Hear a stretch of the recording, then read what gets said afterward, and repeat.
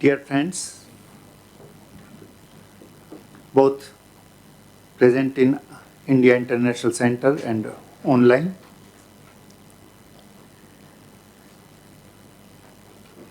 in this session we are going to discuss the issue concerning challenges, opportunities, and economic outreach. Having spent more than 7 years in two separate postings in Central Asia, and having been involved with economic and commercial work all these years, I would like to share some of my experiences.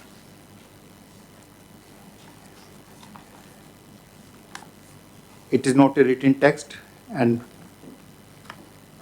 mainly based on my experiences in the late 90s and between 2011 to 2014.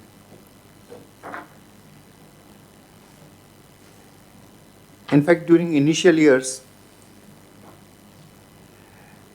Central Asian states, newly independent Central Asian states, were still coming to terms with the trade and investments in private sector. The institutions had not taken shape, and sometimes they were taken for a ride by foreign investors as well as foreign traders, including Indians. There were many unscrupulous businessmen who exported low quality or substandard goods, even fake medicines, and made money through currency manipulations. A large amount of baggage trade also took place. Whenever I used to travel from Tashkent to Delhi, I used to see many women and, of course, some young men carrying big bags both ways, India to Tashkent and Tashkent to Delhi, both ways. This was a major mode of trade between the two countries. The currencies of some of these countries were very volatile, and in case of legitimate trade, the remittances were very difficult because some of the currencies were non-convertible. As for investments, from Indian side at least, most investments initially took place through Indian credit lines. Unfortunately, again, these were the fly-by-night operators who took advantage of this, and most of the joint ventures either did not take proper shape or were closed down after some years. Most of the credit lines had to be written off. In one particular instance, when plant and machinery was exported to Kazakhstan, it kept lying for more than 10 years in the customs. And when it was opened, it was found that it was total junk and not the items that were imported. These have been the major setbacks between the development of trade and investment between the two regions.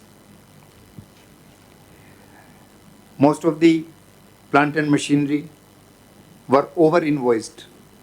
Like if the legitimate price is 1 million, they will show it 5 million. So the joint venture will become non-viable from day one.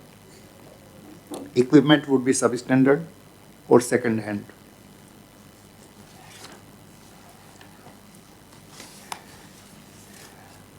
In addition, as I mentioned earlier, the institutions were not in place. That is why the legal environment kept changing. And hence, the big Indian companies kept away. In fact, in India also, the investment climate was changing very fast due to liberalization, and few Indian companies were looking for investments abroad in late 90s and up to maybe 2005 or 6. In some countries in Central Asia, I found that the export from those countries to India was more difficult than import from India. Because the old Soviet mentality remained that if we export something, then somebody is taking away our valuable resources. Somebody is taking away our wealth. And people were not used to business. I will give you a very small example. I mean, for those who have not been to these countries in those years, I went to buy some chairs for our cultural center, and the shopkeeper said that I will take in dollars. We said, okay, we will pay you in dollars. He said, you pay in cash? We said, okay, we will pay in cash. So he made a calculation and he said that I will charge $22 per chair. So we said, if we buy 80 chairs, how much will you charge? Then again he calculated and said $26 per chair.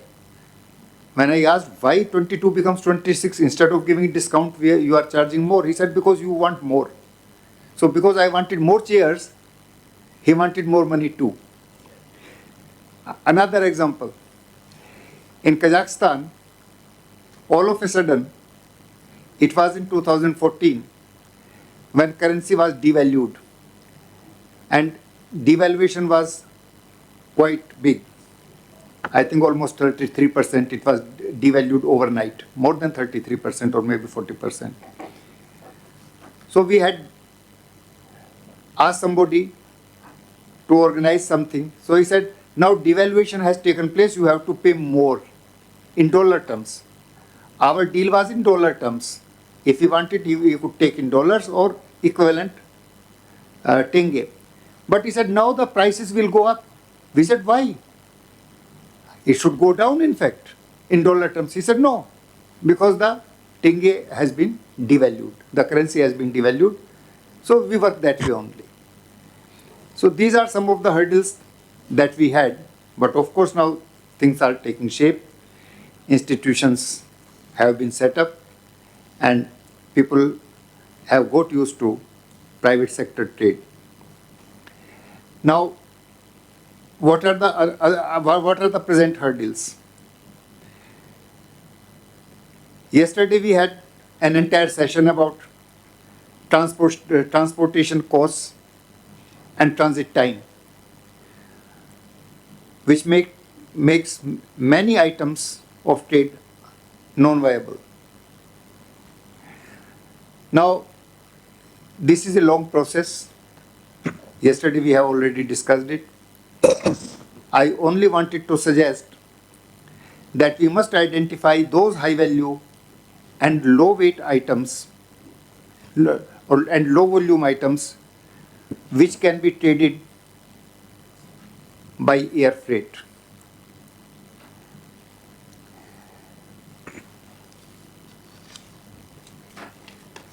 We have always been told that there is a lot of complementarity between the two sides, between India and Central Asia. Yes, there is complementarity. But they can always get these items from China. Similarly, India also can get the items which it wants to import from Central Asia. India can also source from other countries. Because trade relations or bilateral trade never depends on your goodwill. It depends basically on the principles of economy. In fact, when I was In Kazakhstan, I used to discuss with traders, and they used to say that, okay, you cannot compete with Chinese goods in India. How can you compete with Chinese goods in China when you have to pay high freight, plus there is a transit time and many other costs involved. So if you can't compete with Chinese goods in India, how can you compete with Chinese goods in Central Asia?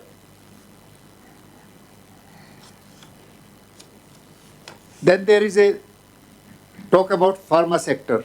We are generally told that there is a lot of potential in export of drugs and pharmaceuticals as well as joint ventures. Now, because of low volumes, joint ventures may be feasible for some medicines which are consumed in high volumes in Central Asia, but a plant cannot run only on 2 or 3 formulations. And within Central Asia, you have to register these medicines in each and every individual country, and in some of these countries, the cost of registration is so high that it becomes uneconomical even to register your medicine. I found it in Uzbekistan as well as in Kazakhstan that the process of registration is very, very expensive, given the small size of the market, and very tedious. So something has to be done bilaterally on this issue too.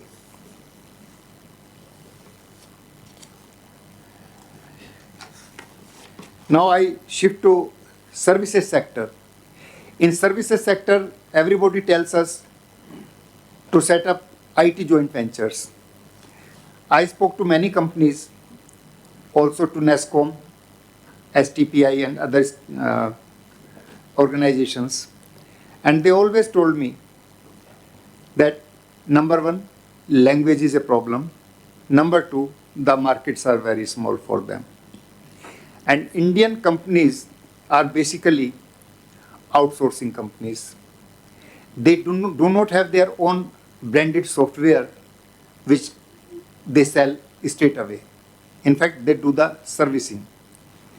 Now in Europe, in US, in Canada, in UK, everywhere, Indian companies not only employ Indians, but they employ large number of locals too.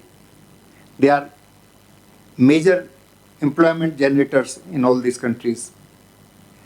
The same thing could happen in Central Asia, but then the market size is very small and it is not viable.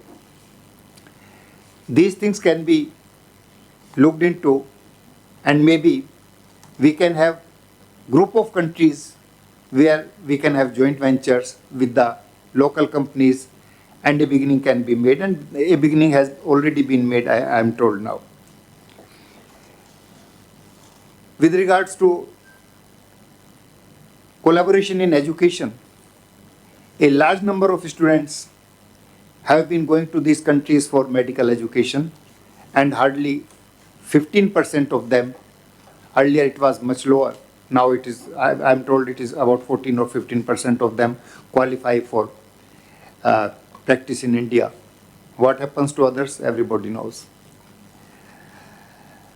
As far as the students from Central Asia to India is concerned, except for ICCR scholarships and a few more students coming to India, I have not found many students from these countries coming to India for higher education. In fact, India is not even covered by Bola Shah, a scholarship scheme of Kazakhstan, because they want to send their students only to the top-notch Western universities, which includes Europe, America, Canada, and also countries like New Zealand and Australia. They want to send their students to only developed countries.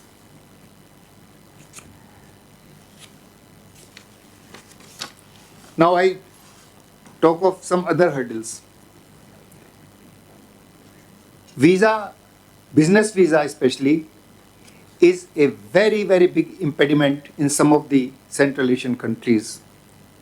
Now, just imagine, even if Tata wants to go there, even if Palonji Mistry wants to go there, he has to have a sponsor or needs an invitation from somebody sitting in that country.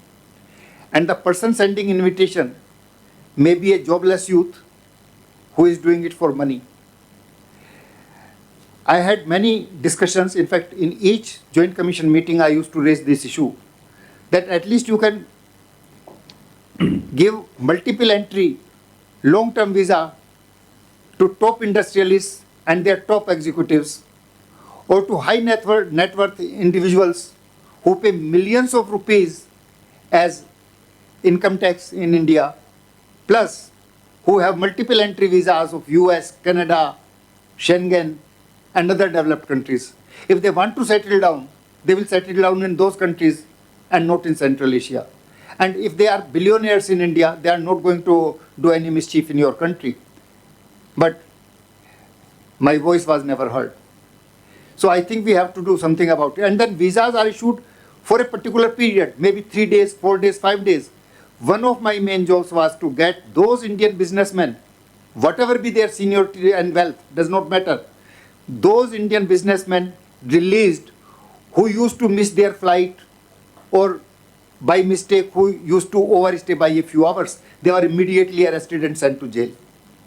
I mean, if this kind of treatment is given to Indian businessmen, why should they do business with Central Asia? Better they go to other countries. There are 190 other countries. One more example.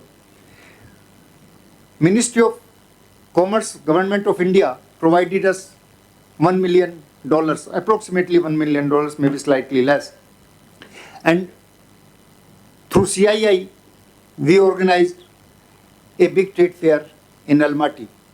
More than 300 businessmen and CII officials and others were supposed to come to Almaty. For their visas, we kept running around and we were told that you need invitations for each of them. Ultimately, they did not recognize even the embassy's invitation. So we caught hold of somebody who had earlier worked in a foreign office. Now this fellow charged hefty sums only for invitation, not visa, only for invitation, saying that I have to pay some money to consular department to get the invitation authenticated. So if an ambassador cannot get visas for the participants of trade fair sponsored by Government of India, funded by Government of India, what kind of bilateral relationship we are talking of? Sometimes I used to feel that it is only we who want bilateral relations and not these countries. If we move 10 steps, you have to move at least 2 or 3 steps. Bilateral economic relations or trade relations can never be a one-way process. And most of our speakers in seminars, including business seminars, read out from the briefs prepared 15 or 20 years ago. They just make some amendments and repeat the same goody-goody things. I'm being quite undiplomatic because I'm no more a diplomat. I'm retired and I am a common citizen, so I can tell you openly. Now, again, coming back to joint ventures, we have had pretty bad experiences in Central Asia, both in public sector and private sector. In public sector, you may have heard about our oil block in Caspian Sea, Satpayo. Entire data was not shared with us. Ultimately, it was a political decision. Government of India decided to buy the stake. Nothing came out. We lost more than 1.6 or $1.7 billion and came back empty-handed. Similarly, Punjab National Bank set up a joint venture bank or purchased a bank, 92% stake in a private bank in Kazakhstan. Nothing came out. They lost all their equity and came back empty-handed. The local person who had only 8% equity was still running the bank. He was taking all major decisions. with 92% equity, PNB could never, they could get the decrees from the court, but they could never get it implemented. Even the rent of the buildings owned by the bank were being transferred by the 8% partner in his personal account rather than the bank account. And the government also kept changing the threshold. They kept asking them to put in more money, more equity, and ultimately PNB said that we cannot afford it, and they left. Why this happens? Because Indian public sector joint ventures in these countries were basically political decisions. And once the politicians say that you have to do it, you have to do it. That's all. And there is no due diligence. In bureaucracy and even in public sector, senior executives, they always want to show that they are doing it. They want to be seen as doing something positive. Even if they can say no, they don't dare say no, because it is going to affect their careers. Similar things may be happening in those countries also. I am not blaming the top executives. There are some other institutional hurdles which we can discuss, because I have already taken a lot of time. I will just mention one bad experience in private sector too. There was an Indian who had a stake in gold mine. And when his partner, who was a minor partner, by the way, and entire investment was done by Indian, minor partner had to be kept for various reasons. When he found that the content of gold in the ore is slightly higher than was anticipated, he started troubling him. And one fine morning when he was in transit in Almaty, his office was in Astana, in Almaty he was picked up. And he was interrogated for 5-6 days. Nobody came to know because his mobile was snatched away from him by the enforcement authorities. So ultimately, of course, I don't want to go into details. We were able to get him released, and ultimately it was found that maybe small anomalies may have been there in accounts, but he had not done anything wrong in a major way. And if there was anything wrong, then his partner was also responsible. And these are, accounting problems, and they can be taken care of by the audit. They would have been caught by audit only, and audit may have told them.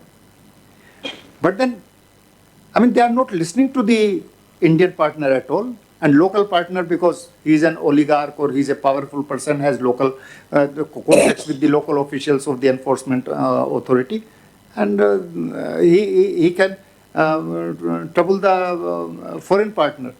And only because he wanted to buy back. He said, whatever you have invested, I will give to you. Now, why should he give? He has taken risk. If you spend $500 million, take a risk that you may not find anything. And if something major is found, your partner says, take your $500 million and quit. And what kind of business model it is?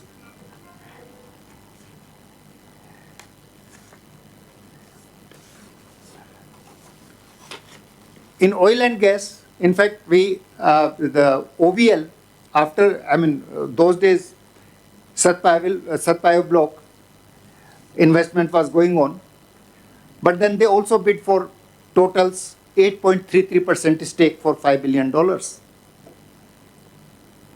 For 1 year, we could not get appointment with either deputy minister or minister to discuss the issue. They will keep, dilly-dallying on some pretext or the other. And ultimately, they gave the stake to the Chinese for the same amount. They had the right, it is their asset. And when Kashagan stake was denied to OVL, I was very happy, and I told the OVL managing director that it is a good riddance. Now, politicians will also not tell you in India that you didn't do it or you couldn't get it done. Because even if you had oil and gas in Kashagan, what you would have done? You cannot evacuate to India, even in Satpayo block. If we had found oil, what we would have done? We would have sold it only to the Chinese. And they would have given us the price, whatever they wanted, because there is no other evacuation. There are no other pipelines. Or we could have gone through Azerbaijan. I don't know how efficient that export would have been. And in Kashagan, there is no alternative except to either consume it in Kazakhstan or sell it to China through their pipeline. So we are told that why India doesn't go in these countries for exploration of oil and gas. The main reason is that we do not have any alternative routes, or rather any routes for evacuation of that product. And there is a monoposonistic buyer. There is only one buyer or maybe two buyers. And we cannot get a fair price, even if we have the asset with us. So, but still there are some good indications, like we have some joint ventures based on cotton, food processing. They are coming up, especially in Uzbekistan, and solar power. Shapurji Palonji developed a solar power park in Kazakhstan, and there is a lot of potential in other countries too. Our Honorable Prime Minister is insisting that we must go out and develop solar power in all these countries. In medical sector, we have good opportunities. In education sector, some Indian universities have set up campuses in Central Asia. And of course, civil aviation. Now, civil aviation is also a misnomer. Civil aviation collaboration means that cheap airlines of Central Asia get benefited by carrying Indians to third countries. There is hardly any traffic between India and Central Asia because of visa and many other problems, except for Uzbekistan. Large number of Indians have started going to Uzbekistan for tourism, but not to other countries. Other countries get benefited because of their low fare structure, and they take Indians to Europe, Canada, US, and various other places. So civil aviation is a one-way process because no Indian airline flies to these countries. Only the airline companies of Central Asia benefit from that, but still it is a very good bilateral effort. So I didn't want to be negative, but I wanted to put the things in proper perspective, as many people do not know why there is no much trade between India and Central Asia, and why Indians don't go there for investments. After this, I invite the next speaker, Madam Dr. Zamira Muratalieva from Kyrgyz Russian Slavic University, Kyrgyzstan.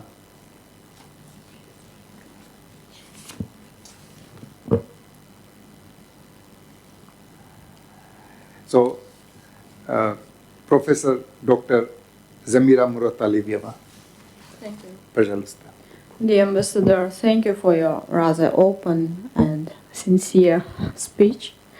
It was very interesting. And first of all, let me thank the India Central Asia Foundation for the organization of this really important conference.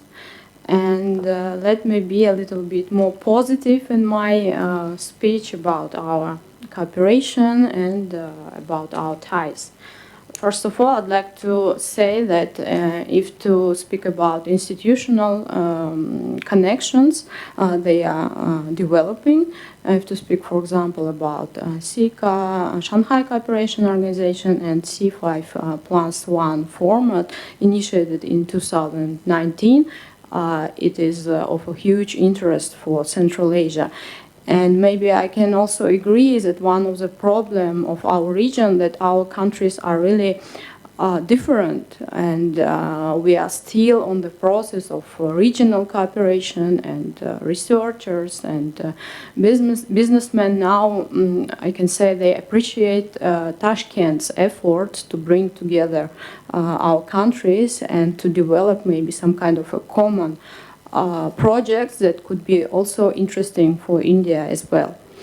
And now also I'd like to say that in the growing geopolitical tension, the trend of the world community dividing into one or another blocks after the war in Ukraine, Central Asian countries are interested in foreign policy diversification. And geographically and economically, the region of Central Asia is still immersed in the trap of supposedly having no alternative of cooperation or a vector of interaction towards Russia with its Eurasian Economic Union, or China and its One Belt, One Road initiative. Nevertheless, in my opinion, taking account the persistence of globalization trends and the multivariance of cooperation, South Asia, namely India, namely the growing global role of India is a promising direction, not only for the balance of our foreign policy, but also as a model for successful development of this serious geopolitical player. I'd like also to mention India's positive image in Central Asia, even if to compare to China. India stands out favorably for Central Asia in that it has a very positive image, doesn't seek to participate in the confrontation between world powers, if to compare with Russia also, and coincides in a number of interests in the field of regional security, the fight against extremism and terrorism. And in addition, both among the political elites and among the expert community, India appears to be a reliable, trustworthy, and predictable partner. I'd like briefly to mention about multilateral cooperation on the level of CICA, Shanghai Cooperation, and C5+1. And the most important thing in institutional cooperation with India is the enlargement, surely, of Shanghai Cooperation after the inclusion of India and Pakistan as the members of Shanghai Cooperation Organization in 2017. At the multilateral level, the Shanghai Cooperation format made it possible to optimize the task of cooperation in the field of regional security, countering three evils: terrorism, extremism, and also drug trafficking, which meets the interests of all participating countries. Even visiting India, I was interested to notice your very good security measures, and your experience is really interesting for Central Asia's law enforcement bodies. Nevertheless, I should admit that after India's inclusion in the Shanghai Cooperation Organization, not all the hopes associated with strengthening ties with the countries of our region were justified.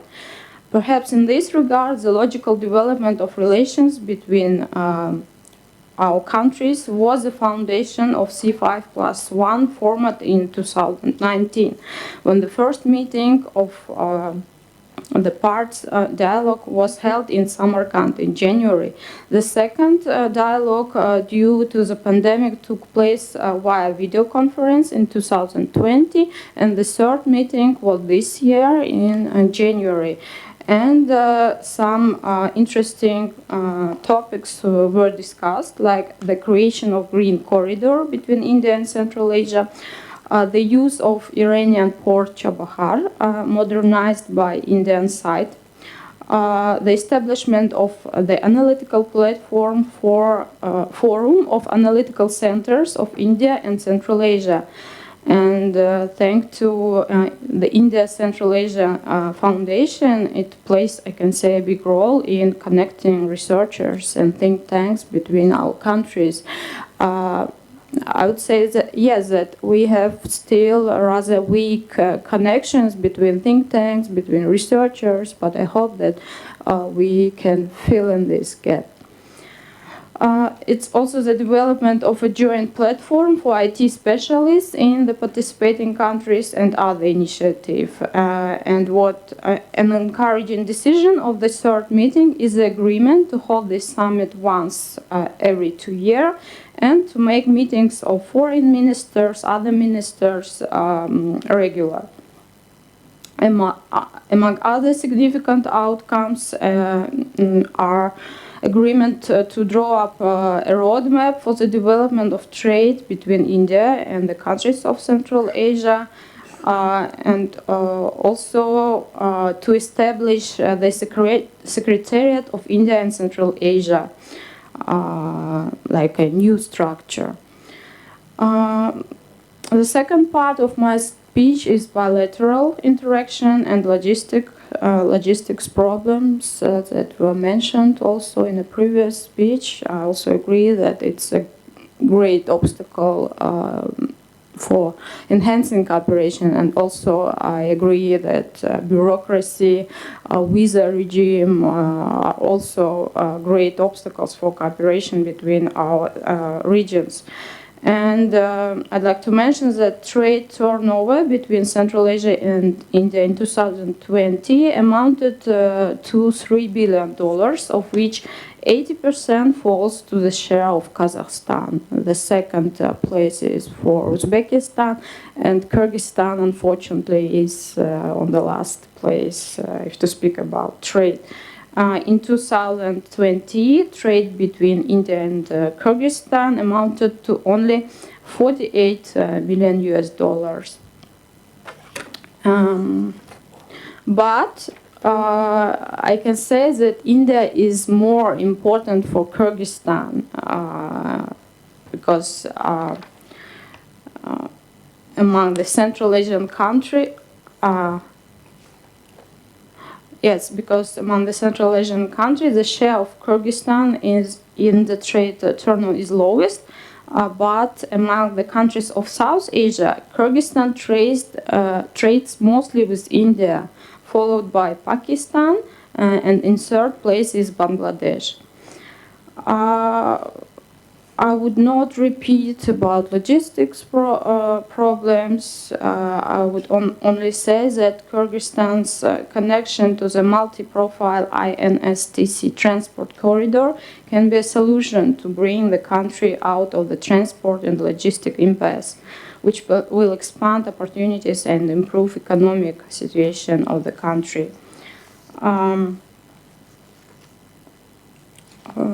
Yes, and I agree that there are problems in energy cooperation, and I would mention the CASA 1000 project, that it still unfortunately has some problems, and the same about TAPI project pipeline, that it still has some problems with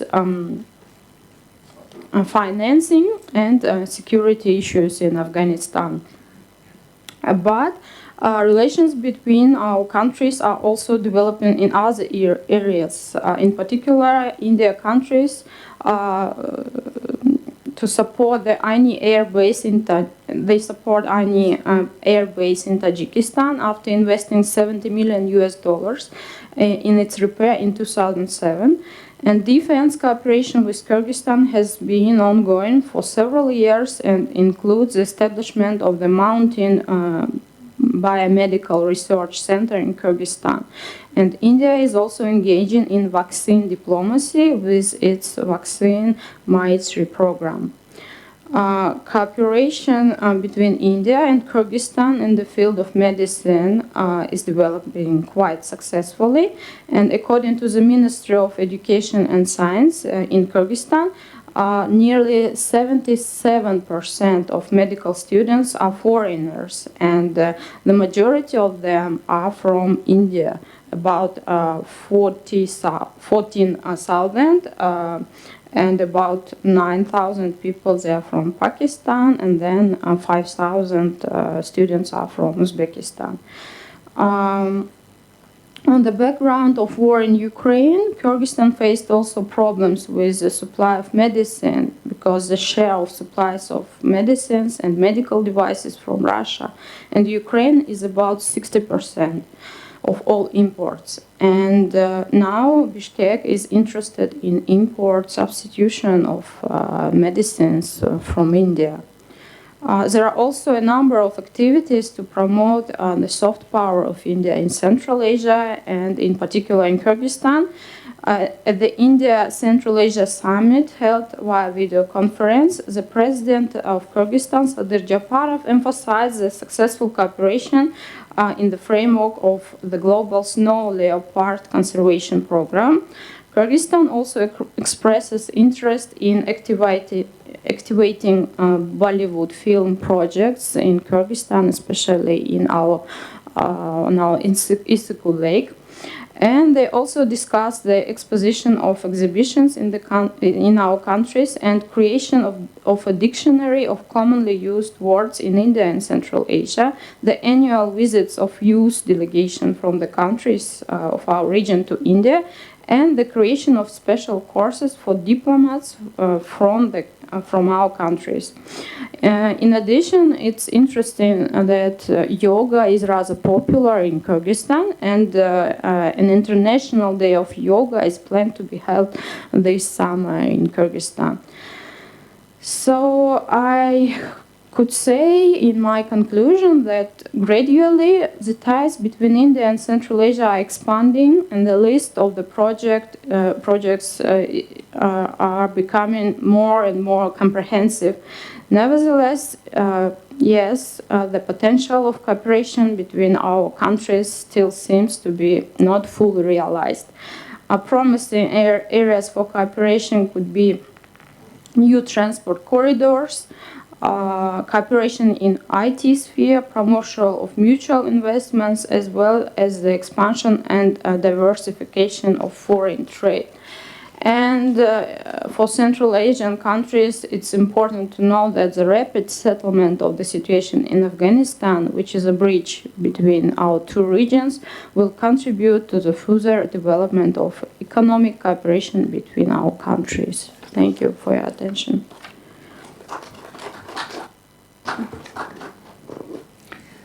Before I go to the next speaker, I just wanted to properly introduce Dr. Zamira Murataliyeva. I forgot to mention initially, she is from the Faculty of International Relations, Department of Political Science in Bishkek, and she has been a recipient of DAAD scholarship for 2 years in Germany, and also she has very vast experience of working with Institute for War and Peace Reporting, IWPR, OSCE Academy, Central Asian Analytical Network, and many other organizations. She has more than 40 publications in scientific journals. So thank you very much, Professor Zamira. I agree with you. The points raised by you are very, very important. And in fact, I have been looking at Kyrgyzstan as a very, very good and potential destination for Indian companies in setting up joint ventures based on the minerals found in Kyrgyzstan, including rare earths. Kyrgyzstan is very well endowed with many minerals, and you will be surprised to know that there are many items which are imported into Kyrgyzstan and they are not in public domain, which includes the mercury which is used in thermometers in India. Most of it comes from Kyrgyzstan. And hing, if you remember, this asafoetida or asafoetida hing, that is one of the major items that we get from Kyrgyzstan. So whenever we have our pulses or the dal, we must remember Kyrgyzstan. So thank you very much for your presentation. Now, I would like to know whether Dr. Laura Yereksheva is online. Yes, I'm here, too, sir. Oh, ma'am, thank you very much. Dr. Laura Yereksheva is now with Al Farabi Kazakh National University, and in fact, she was a co-organizer of the most successful and the biggest India Central Asia seminar held in Almaty in 2013, where our director, Professor Joshi, was also a speaker. I was also chairing a session in that seminar, but the organizer from Kazakh side was Dr. Laura's institute, and from Indian side it was ICWA. So welcome back, Dr. Laura Yereksheva. So you introduce your subject yourself, and we will patiently hear you. It has been Thank you so. it has been really great to have known you while in Kazakhstan. Thank you. Thank you so much, sir, and thank you, the organizers, for inviting me, and Professor Nirmala Sharma, our oldest friend, and with throughout 2000s and throughout actually 20 last years, we were deeply involved in each other's projects and connection. And thank you so much, Ambassador Ashok Sharma. I remember that you, at that conference which you're talking about, the second India Central Asian Dialogue, or like a think tank initiatives, second track initiatives was organized with your help. At that time, you were ambassador of India to Kazakhstan, and you're so prolific and so extremely energetic ambassador, which we would like to have again here. And I also would like to thank for highlighting these issues of Indian Central Asian cooperation, because as perhaps it's a perennial issues. Perennial as so many thousands years ago, and yet it is still have some problems, challenges, which you today spoke about, Ambassador Sharma. And for my presentation, actually, I was preparing first for the, I was asked by organizers to prepare for the third session on the regional security issues for yesterday's. Then since there were no no changes, then I, in my presentation today, I will try to combine both security and economic challenges for the region and Indian cooperation. So I will start with this two crises which took place almost within a half year, like Afghanistan and Ukraine crisis. And this crisis, perhaps as no one in previous years, influenced and have a very big impact for whole the world. So if from Afghanistan crisis we speak about the influence of and the impact of radicalism and the Afghan refugees, and which for countries of the region, especially for Tajikistan, was quite a big challenge, accommodating more than 16,000 people and more than 14,000 refugees and asylum seekers, less for Uzbekistan and for Kazakhstan, for different reasons. And for Uzbekistan, like it was announced that at the end of 2021, Uzbekistan hosted 12 refugees recognized by UNHCR according to its mandate. However, the number was like about 13,000 Afghan citizens who arrived in the country and for temporarily, at least until they get their permission to go to other countries. So the same was for Kazakhstan, like about 35 families came officially of Kazakh origins who came from Afghanistan, and so this is a sort of a crisis which, of course, security and of course, first of all, humanitarian crisis which influence the countries firsthand. However, Ukraine crisis, when we speak about that, it is the one who, of course, as we know, has impact for the whole world. First of all, from the economic productions perspective, and also for the security reasons as well. So, what are the repercussions of Ukraine crisis for Central Asia, particularly for Kazakhstan, which I'm going to talk about now, and what implications this could have for Kazakhstan-Indian relations? So, first of all, there is such huge economic tsunami, economic spillovers that could be that could create the need of the country for economic stability, and this triggered the active intense diplomatic activities of Kazakhstan, first of all with Europe and USA. First of all, Kazakhstan wanted to see does it has guarantees, or does their sanctions against Russia would not have influence on the Kazakhstan's economy, and EU. And in March, April, we saw so many ping-pong diplomatic travels to Europe and vice versa to Kazakhstan. For example, the high-level position people, Minister of Foreign Affairs of Kazakhstan, Mukhtar Tleoberdi, and the first Deputy Chief of Staff for President's Administration Office, Timur Suleimanov, and other people. They also went to EU, and they got a guarantee from EU authorities that these sanctions against Russia will not have effect to Kazakhstan's economy, first of all, as trusted partners.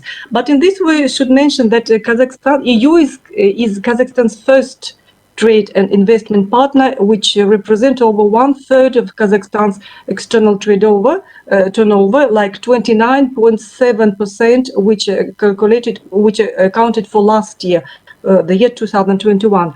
And it is, EU, European Union, has over half of total foreign direct investment in Kazakhstan.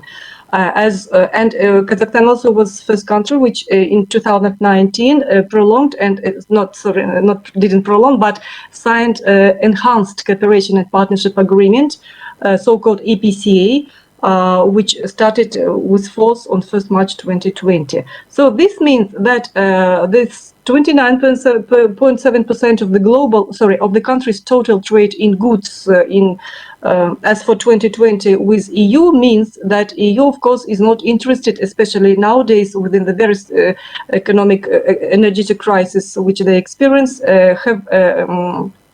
to restrict their relations with Kazakhstan. And if we compare this, just a moment.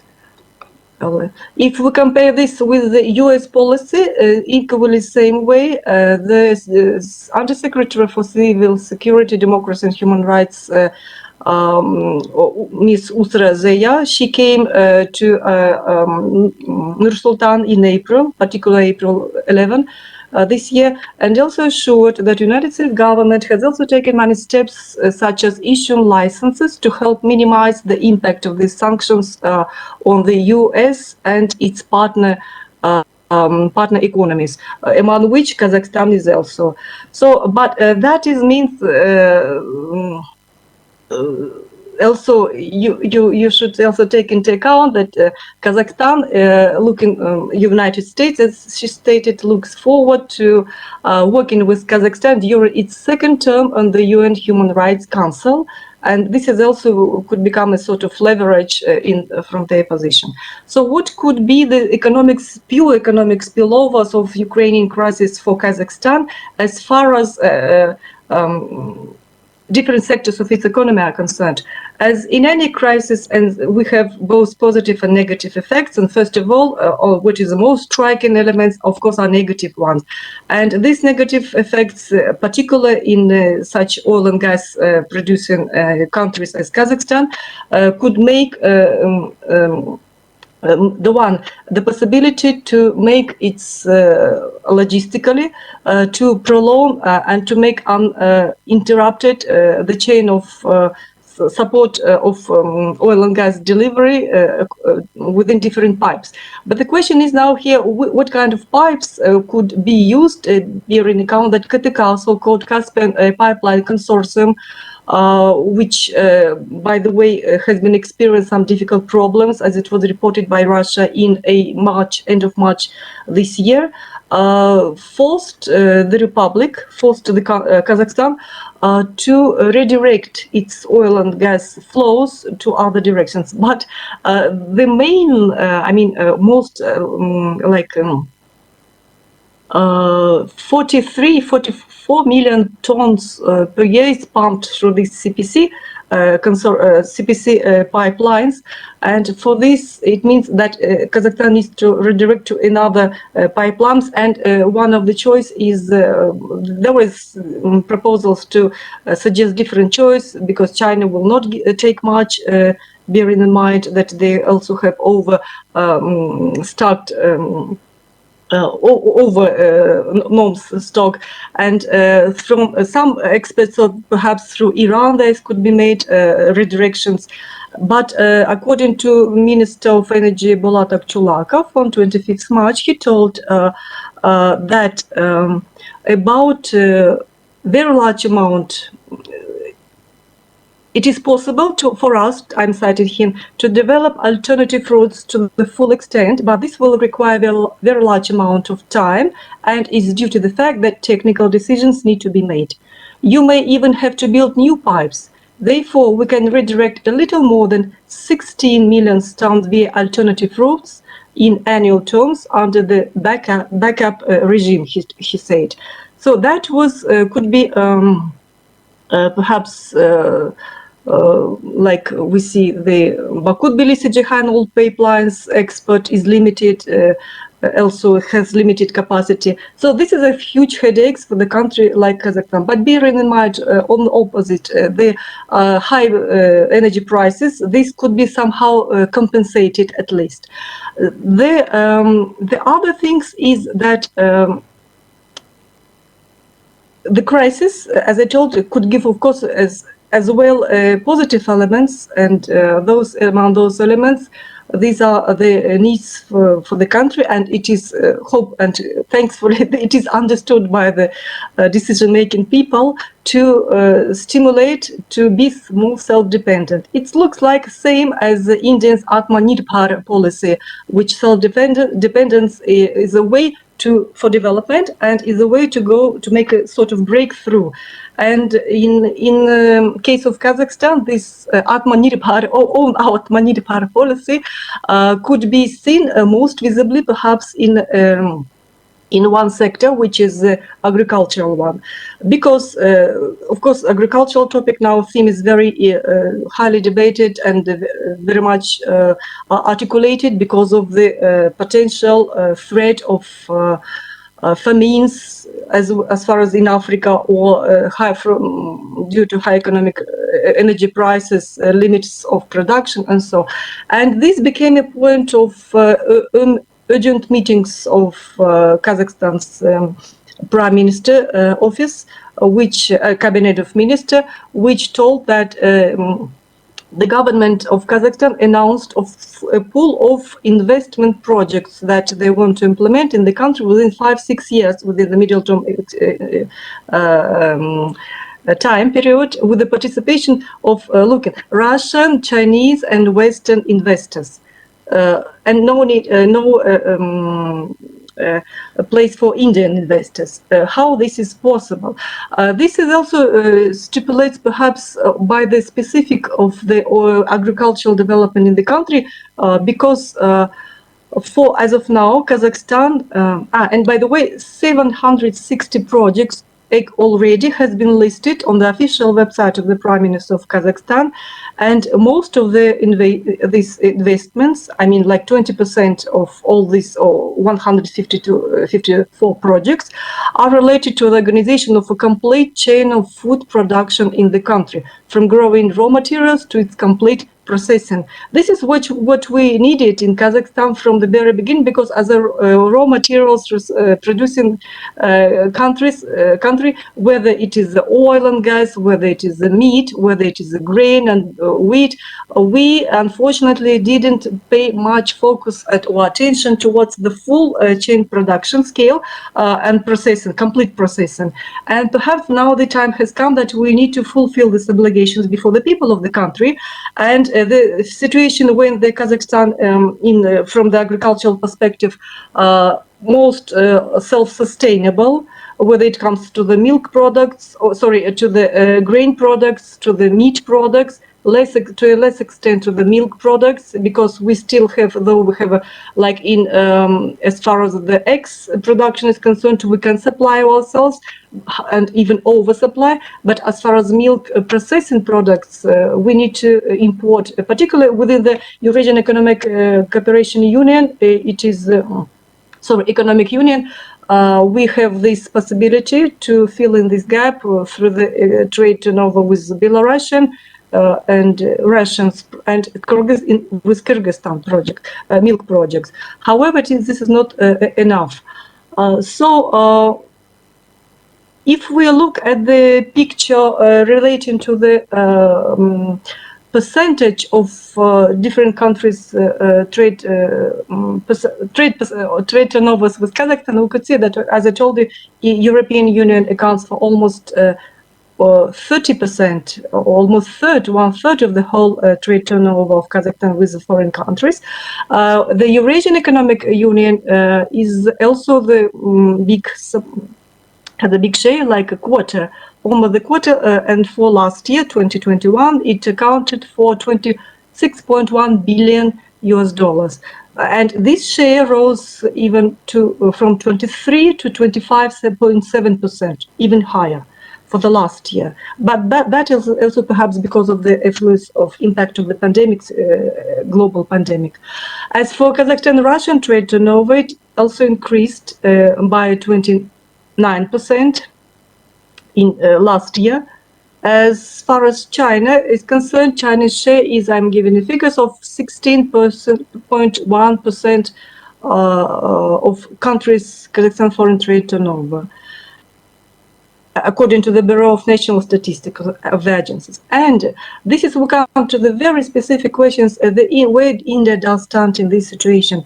Your Excellency, Ambassador Sharma, when you were ambassador in Kazakhstan, I remember 2012 and 2013, when we discussed, you told that time it was 450, 500 millions turnover of India with the whole region, Central Asia. But since that time, almost 10 years ago, almost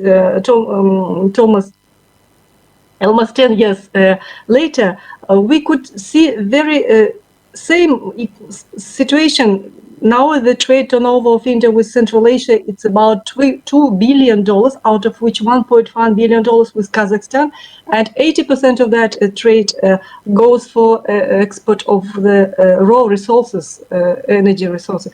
So it's not, or some other, it's not like a very bright picture at all. So if we speak about only for 11 months for last year, the China had 70 billion trade turnover with Kazakhstan only for 11 months.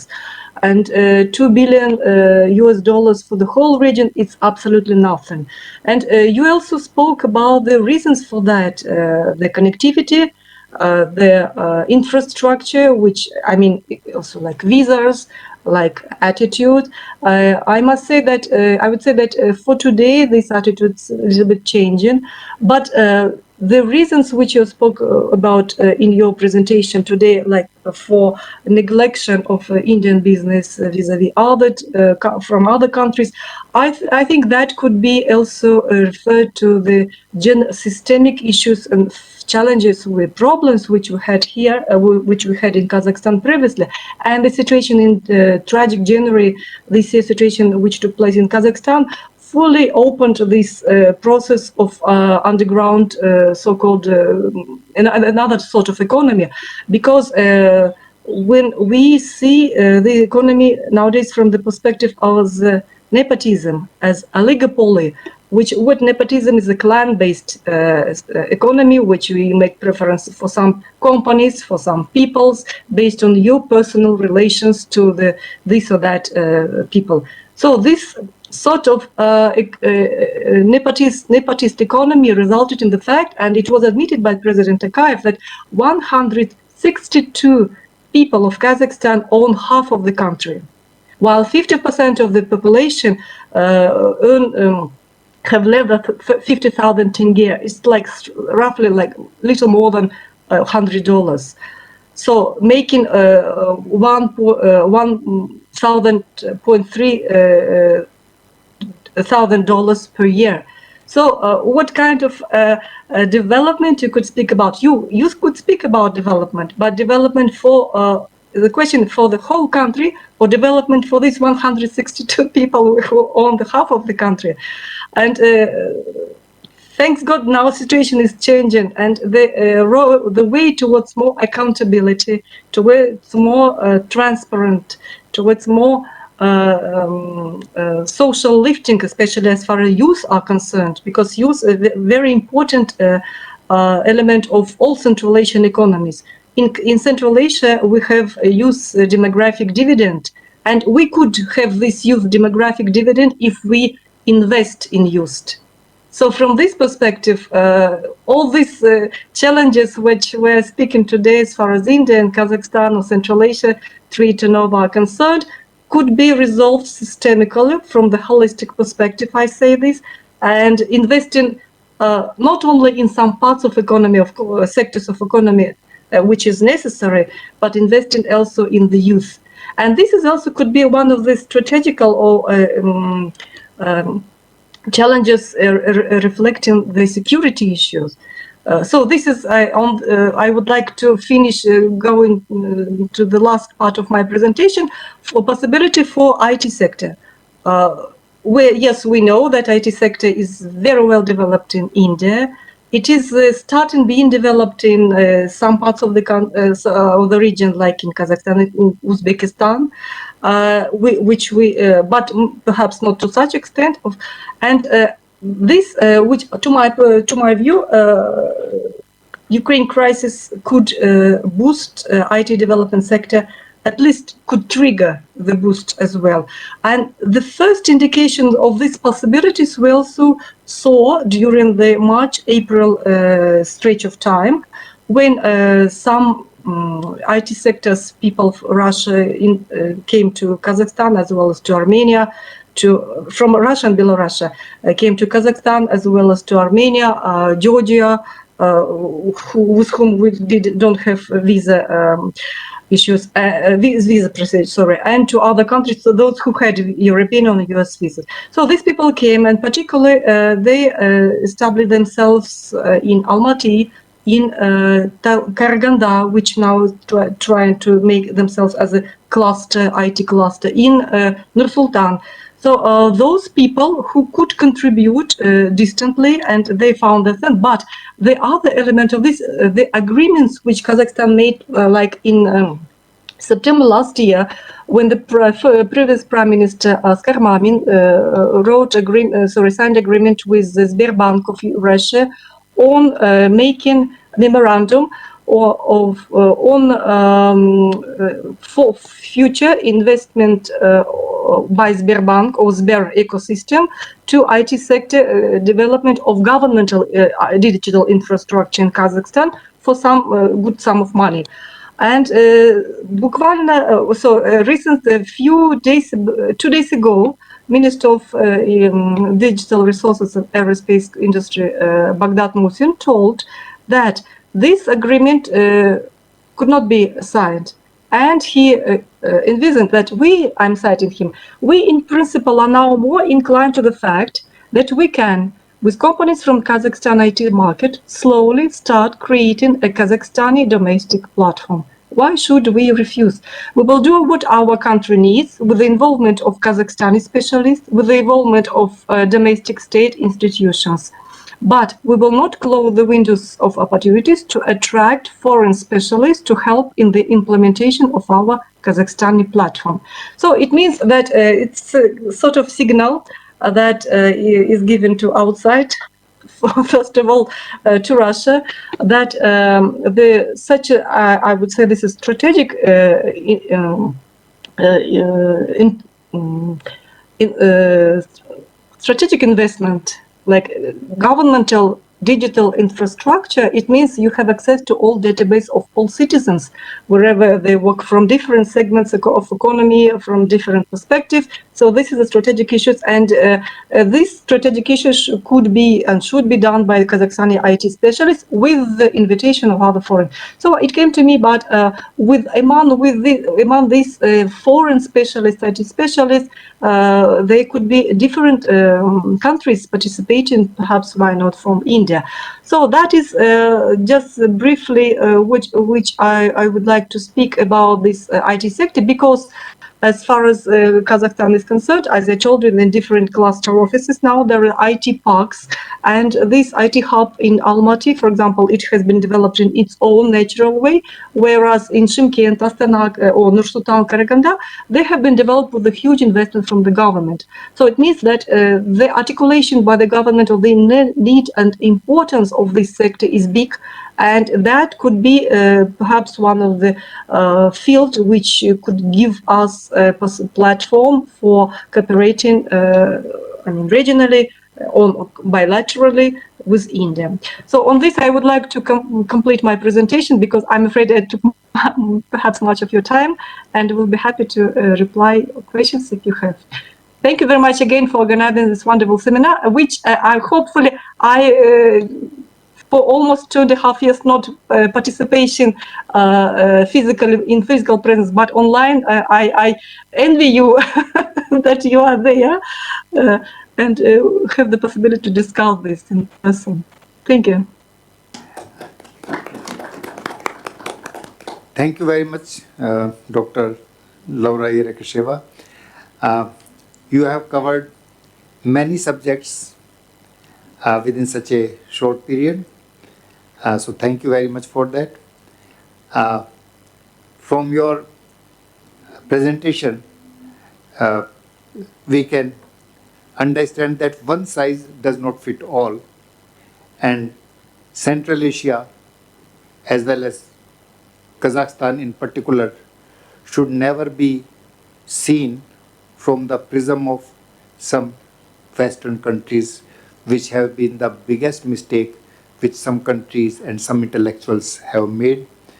Each region, each country has its unique character, unique system, which has to be respected and appreciated.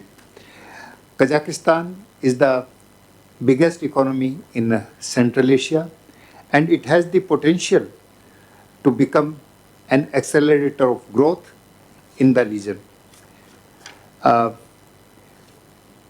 As for the growing inequalities, in India also, we have similar situation. During the 2 years of COVID, whereas certain individuals, certain industrialists and businessmen multiplied their wealth by billions, many more people were thrown into poverty and below poverty line because of the loss of jobs and livelihoods. So in last 2 years, it has been a global phenomena, and also the concentration of wealth in a few hands is the basic nature of the kind of capitalism that we have. You can call it crony capitalism, you can call it oligarchy, but most of Asian countries are suffering from that, including India. So thank you very much once again for your presentation. During question and answer session, we will expect you to be present and reply to queries if anybody has. Our next speaker in the list is Dr. Sunil Kumar. So over to Dr. Sunil Kumar. Thank you, Chair, and Professor Nirmala Joshi. Thanks a lot for giving me this opportunity, and thanks to Pankaj Tripathi also. I hope he's online. We're watching this. So, business or trade with Central Asian countries has been challenging for India, as these states are landlocked. Nearest port for Central Asia is in Iran, which is Bandarabas, which is most commonly used, and Bandarabas port is busy port and well connected to the Iranian railway network. The US government and treasury sanctions pose a problem for trading through Iran. As per the export policy of Indian government, after exporting goods, exporters have to obtain bank realization certificate, which is known as BRC. The main problem arises here. Exporter exports the good. During the export process, Indian customs don't have any issues. The consignee receives the good and exporter receives the money from bankers who take service charges for dealing with foreign exchanges. After completing all the procedures, when the exporter asks the bank to release the bank relation certificate, they refuse to do so because all the Indian banks' nostro accounts are in the US, and the US Treasury bans trade with the OFAC sanctioned countries.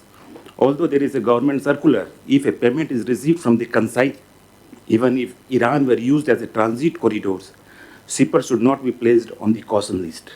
As per the custom cautions that is there, that if you are exporting a goods to any country using the corridor of Iran, they caution the list. They caution the companies.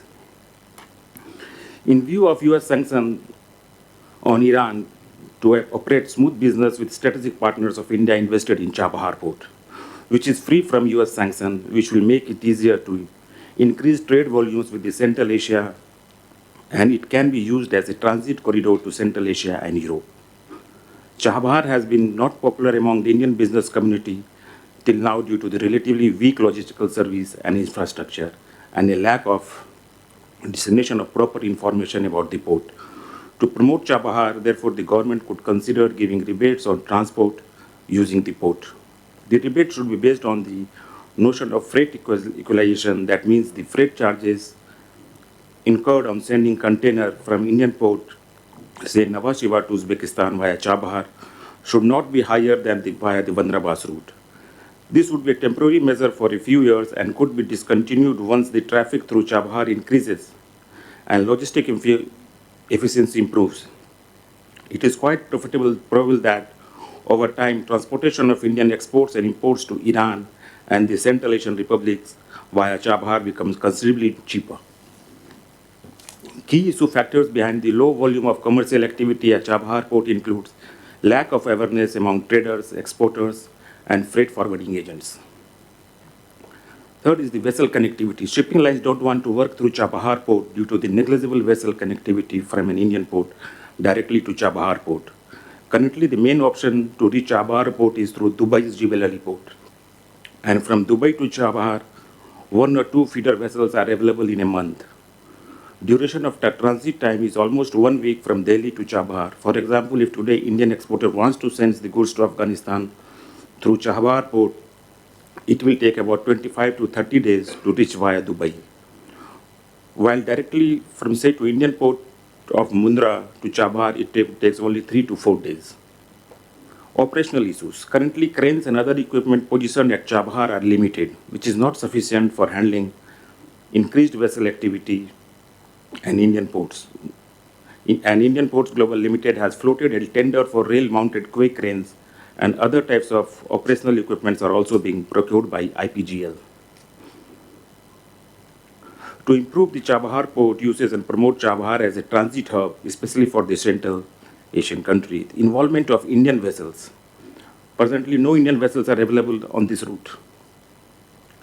Decrease handling charges at Indian ports for shipment of goods to Chabahar, while cost from Nhava Sheva to Chabahar is almost $2,500 for a 20-feet container.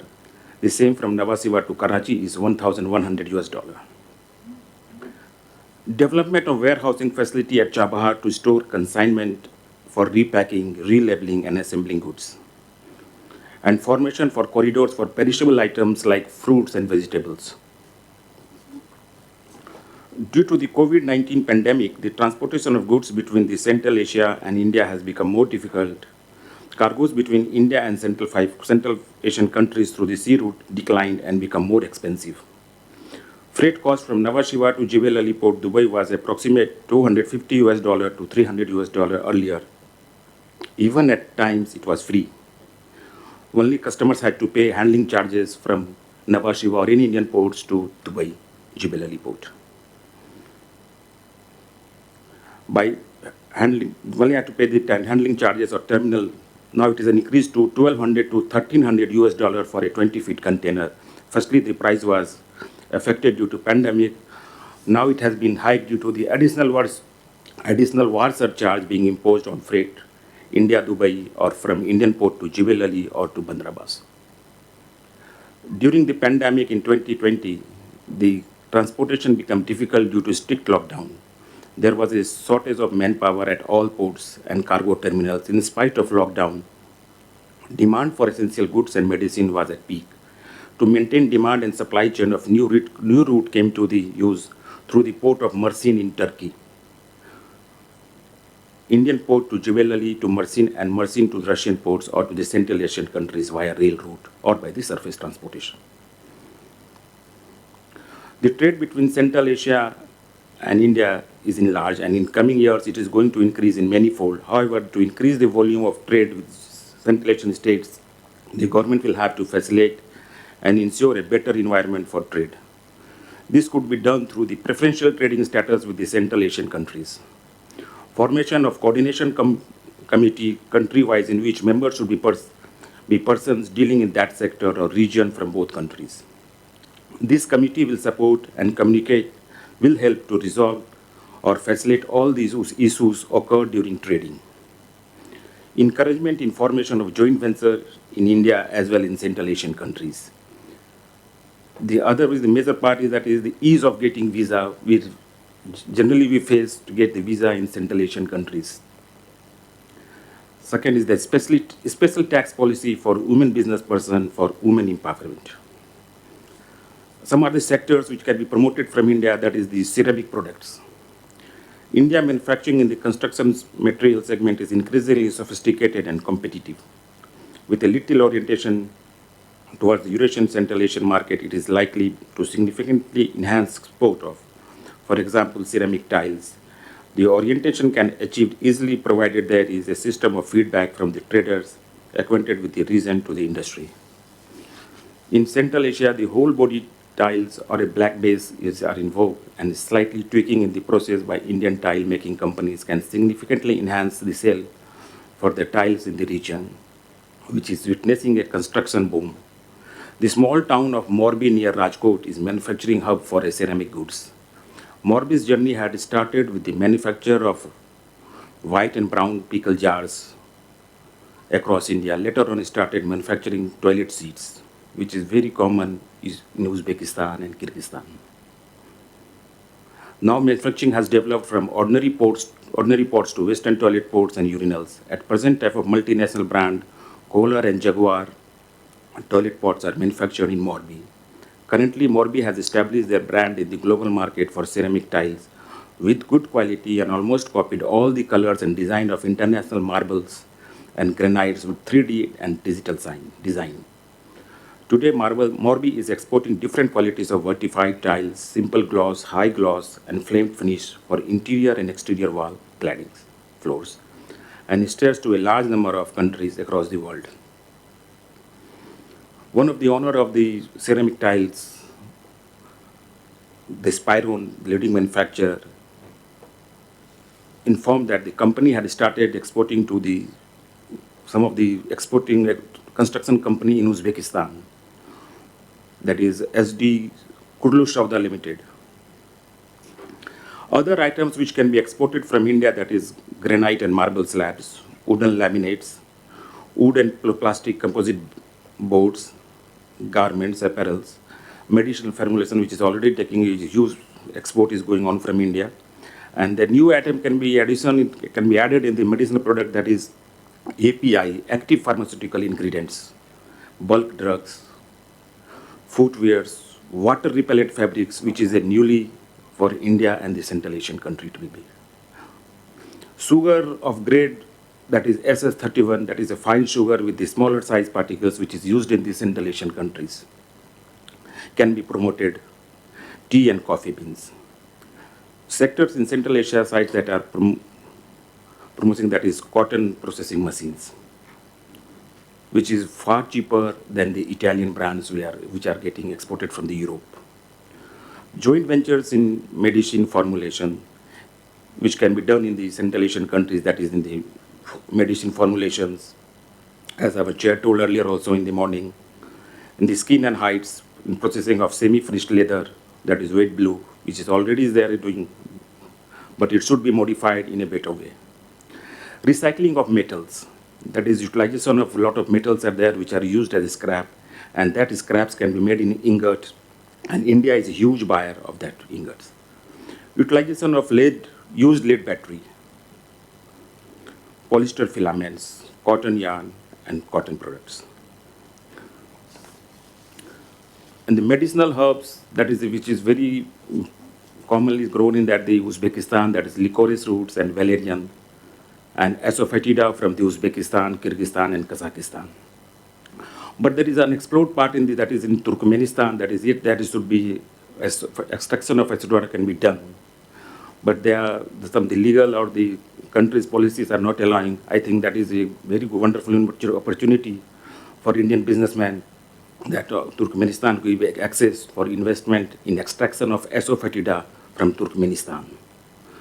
Projects for investment in metallurgy and cemented carbide tools in India, 80 to 90% is dependent on China. That the Chirchik tungsten plant is involved in making carbide tools. Even in Kyrgyzstan, that is Alatu was there earlier, who was doing the carbide tools. And the new plant, that is the new sphere of the business, that is the geothermal energy plant, can be worked jointly in the region. Thank you. Thank you, Dr. Sunil Kumar. You have covered some very practical problems, and you have given some very practical tips to exporters. Maybe we can circulate your paper widely, and we can also upload it on our website. Thank you. So kindly share it with us. Sure. And your mention of the problems as well as potential in Chabahar was really revealing. In fact, yesterday we had very bleak, sort of potential. I mean, we found that the potential of Chabahar was very bleak and not very encouraging, but today your presentation has revived the hope among us. So thank you very much for that. We will also come back to you during question and answer session. Our last speaker today is Mr. Arash Yunusi. He will join us online. He is president of Gulf Chamber of Commerce and Industry. So, are you there, Mr. Arash Yunusi? Yes, Excellency. Thank you very much, Excellency. Please go ahead. The floor is yours. Thank you very much, dear Excellency ambassadors and organization Central Asia Foundation and other participants. My name is Arash Yunusi, the chairman of Gulf Chamber of Commerce and Investment in Afghanistan. And I would like to talk about transport and logistic between Afghanistan and Central Asia and South Asia. So actually yesterday I was participating and they talk a lot about the challenge and solution for transportation and logistics between Central Asia and South Asia. So just I want to mention a little about the opportunity which still we have it in Afghanistan. As we know that recently what happened in Afghanistan and the new regime is coming, but still there is an opportunity for transport and logistics between Central Asia and South Asia. As Mr. Dr. Kumar mentioned about the Chabahar port, we have experienced that 2 years ago we have export from Afghanistan to India through Chabahar. Also, we have some community import from India through Chabahar, as we are aware about the wheat, which is donated by Indian government. We imported through Chabahar to Afghanistan. So recently, the president of Uzbekistan traveled to India, to Pakistan. They signed a transit agreement. So we have a transit from Karachi port to Uzbekistan, the sugar from India,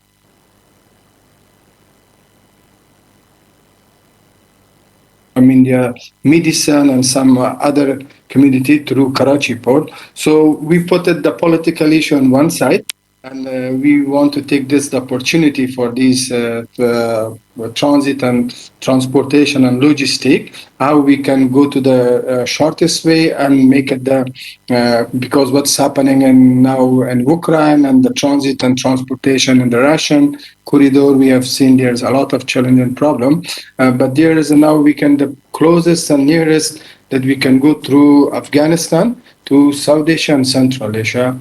So we have some challenge and problem, but still we have the opportunity to work in this corridor through Afghanistan to Central Asia and South Asia. So there's a money potential. We have just have ordered, because I'm in the transport and logistic business.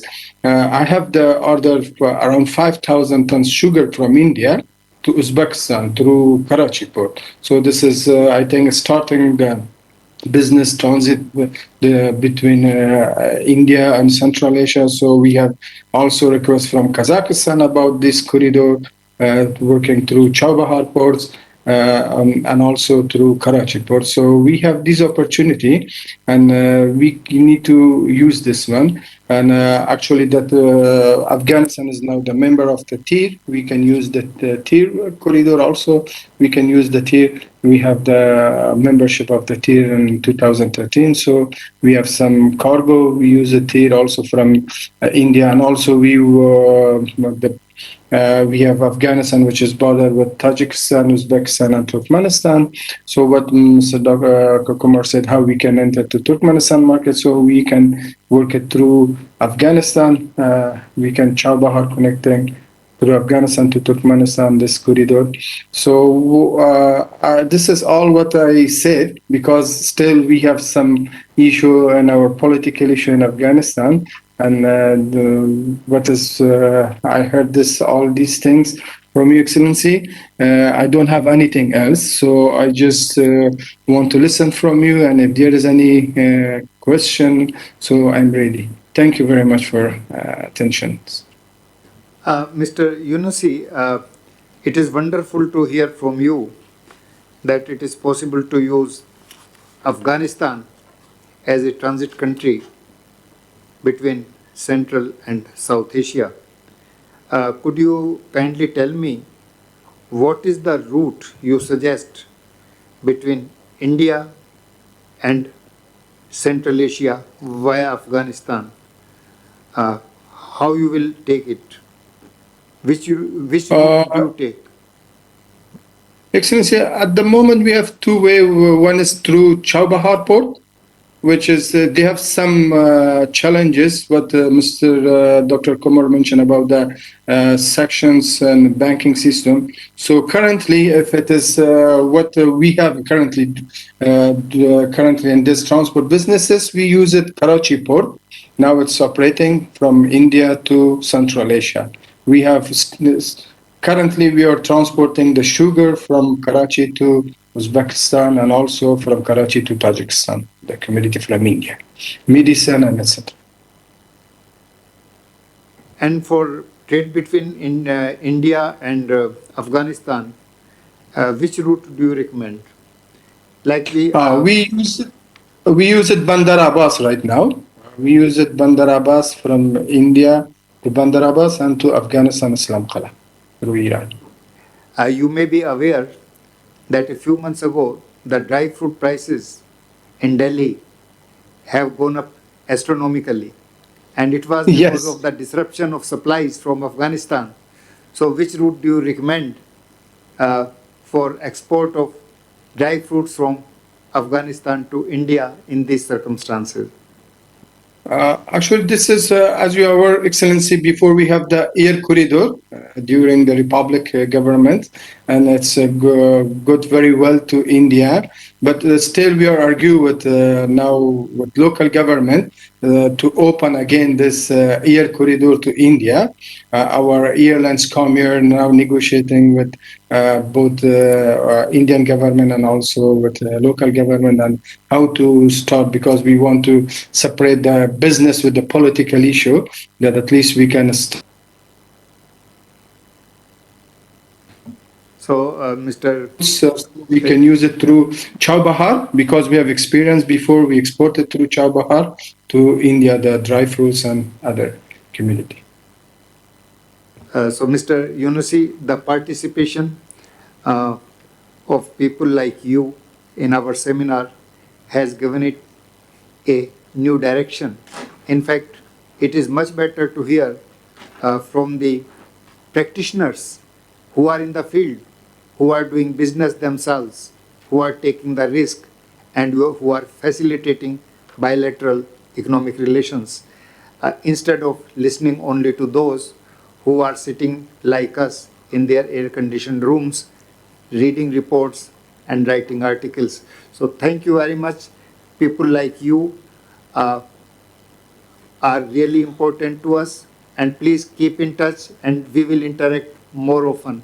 In fact, we had decided that in future, uh, the India Central Asia Foundation will always have participation of stakeholders and also the practitioners who are working in the field, because they know more than us. We who depend only on printed material or books or research papers sometimes become outdated, as the world and its environment, they are moving very fast. Things on the ground are changing very fast. So participation of people like you really helps us and encourages us to be useful to the society. So thank you very much once again. We will come back to you during question and answer session. Thank you very much, Excellency. Thank you very much. Now, I would like to invite our discussant of the day, uh, Professor Mahesh R. Dibata, uh, to summarize the proceedings of this session as well as conduct the question and answer session. Thank you. Thank you so much, Chairperson, sir. And it is indeed a pleasure to be part of this interesting gathering, academic gathering conducted by the ICAF, the India Central Asia Foundation.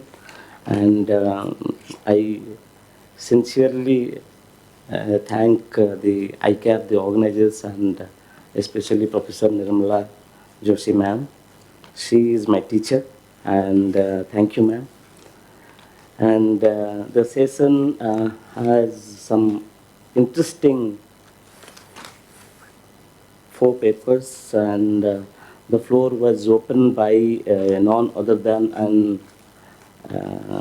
experienced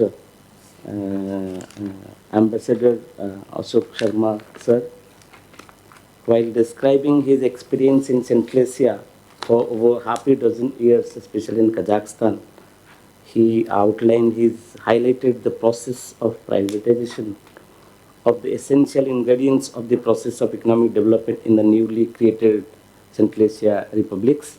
If you correctly remember, when Central Asia became an independent republics immediately after the disintegration of Soviet Union, the major challenges were nation building and economic development.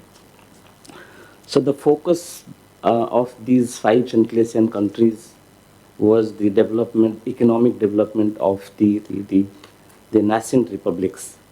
And while highlighting the major challenges the region has been facing for the last almost 3 decades, the chairperson spoke about so many challenges, but he focused on the how to invite the capital investment at the initial period.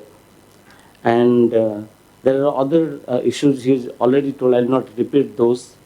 And he also highlighted the complementarities between between India and the Central Asian Republic, because after the independence, the Central Asian republics, they thought that a country like India, a neutral country like India, could be of immense importance for the entire region.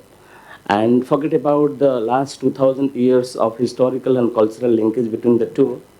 And immediately after the independence, the president of Uzbekistan, he came to India. The first destination was India. The first foreign destination was India. So, sir has already talked about the potential of pharma sector, joint ventures, and others also, and also the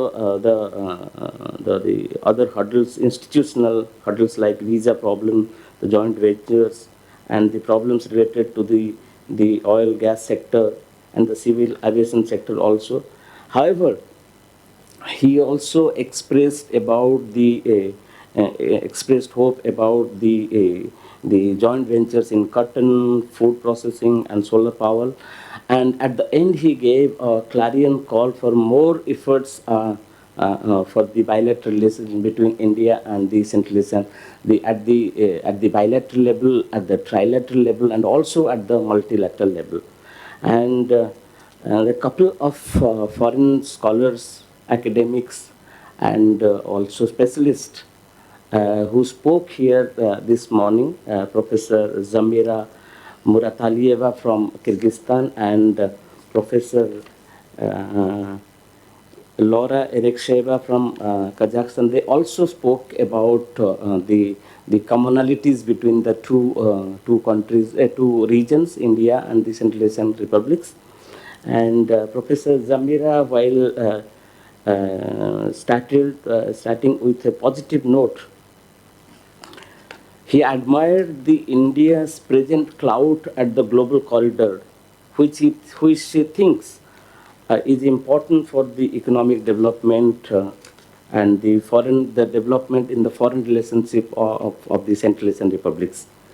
She also highlighted the other commonalities in trade, economic development, and most importantly, the non-traditional security threats such as religious extremism and terrorism, in addition to the regional security issues such as the drug trafficking. She also appreciated India's security system, which she thinks could be a role model for the Central Asian regions as well. And she highlighted the importance of Green Corridor, Chabahar Port, which has also been highlighted by Dr. Sunil Kumar in greater details. And however, she lamented the lack of connection between the researchers, analysts, strategists, students, and academics between the two regions, which can be bridged by constant bilateral endeavors, which she believes, I think so. And she highlighted that there should be more trade, because 80% of India's trade with Kazakhstan, there should be more trade with other Central Asian countries, particularly Kyrgyzstan. We have defense cooperation, we have other strategic cooperation as well.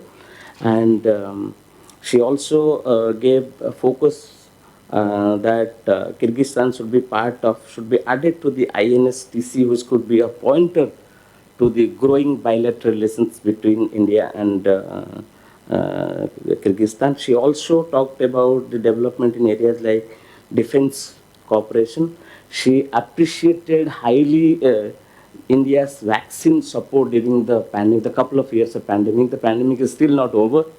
And according to her, Bishkek is interested in importing medicines from India. That's a good sign.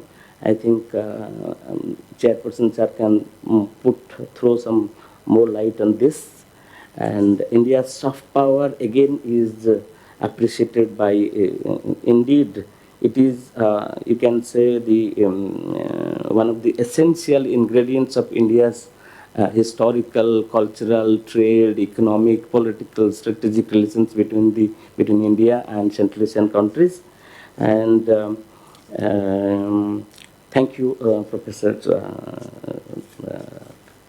Zamira. And then Professor Laura Eric Schreiber very briefly talked about the challenges the Central Asian region faces. Again, she reiterated how radicalism, and then in recent times, in the last 7-8 months, particularly after the Afghan crisis grew, the Afghan refugee crisis, and then the huge economic spillovers. And she talked about development of growing relations between India and Kazakhstan.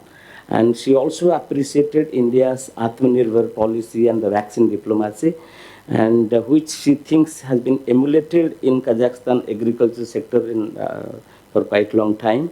And she vociferously advocated for India as trade with Central Asian republics. It must grow, which is nearly $2 billion, but it's not comparable with China. It's 35 times more than India's trade.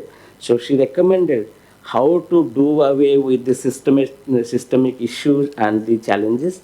And she talked about the need of the hour is more accountability, transparency, lack of red tapeism, and also she highlighted the strategic issues, security challenges, and possibility. The most importantly, she highlighted the possibility for an Indian IT sector in growing, and she also gave the example of the present critical juncture we are passing through because of the Ukraine crisis. And Karaganda, Almaty, two important cities which can be promoted as the IT cluster. And she gave emphasis on strategic investment in the government digital infrastructure. And the third speaker, Dr. Sunil Kumar, gave a wonderful exposition of how Chabahar can become the port of promise. I briefly say, and I can invite questions from the august audience for more questions. I'll just briefly say that how this Chabahar could be a port of promise between India, and you all people know that geographical disadvantage is one of the issues which has been affecting India's trade with Central Asia. However, I don't agree with this, because if you look at Turkey and South Korea, they don't have any geographical boundary with Central Asian countries, but still they have more than 15 billion of each. Turkey has $15 billion of trade with Central Asian countries, but we are far behind.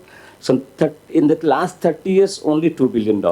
So perhaps some issue are there. I think that can be issued during the Q&A session.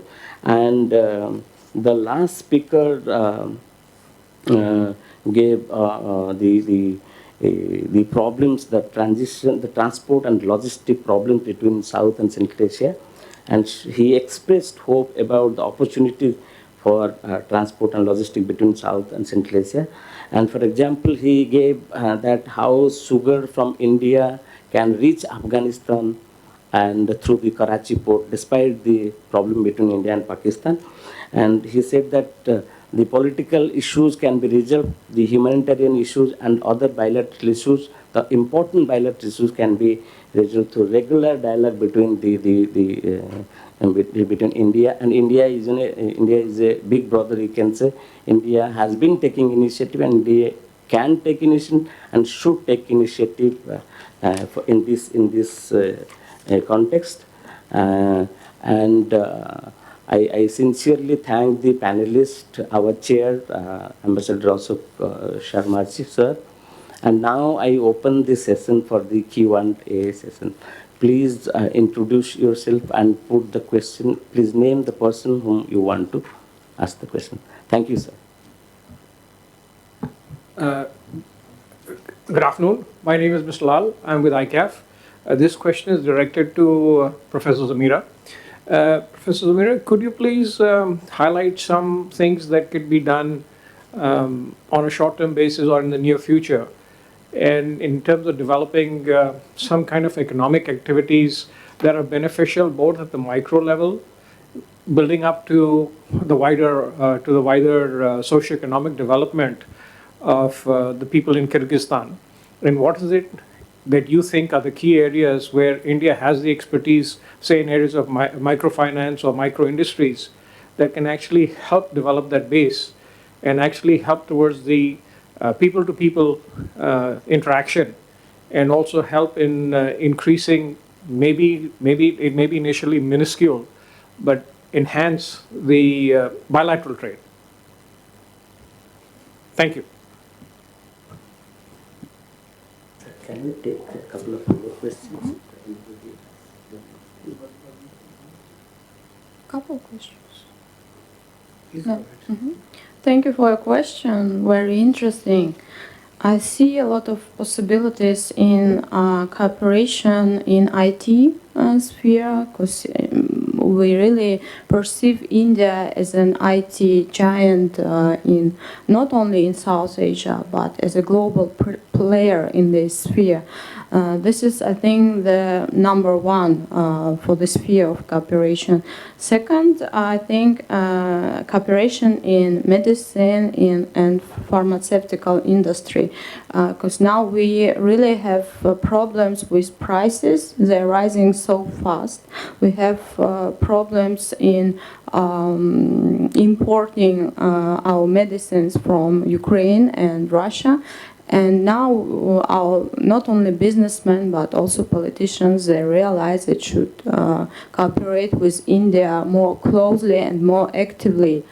The third, I can say there are some kind of dividing our society who are pro-Russian and who are pro-Ukraine and pro-Western. And those parts who see some kind of dissatisfaction with the Russian policy in Central Asia, now they look into South Asia as a kind of alternative partner, especially India, alternative partner not only for economic cooperation but also as a partner for foreign policy, trade policy, partner for even also military cooperation. And the third is also soft power. I can say really Indian films are very popular in Kyrgyzstan, and we are also interested in enhancing cooperation between our researchers, think tanks with India. But yes, I should admit that language obstacles could be a problem, but nevertheless I can say that language picture has also changed and is changing in Central Asia, because now I can observe that students are more interested to study English language rather than Russian language. So I think in some years when we will have some kind of a new generation of youth that more speak English, they would be more interested in other regions and also in cooperation with India. Thank you. I had two questions.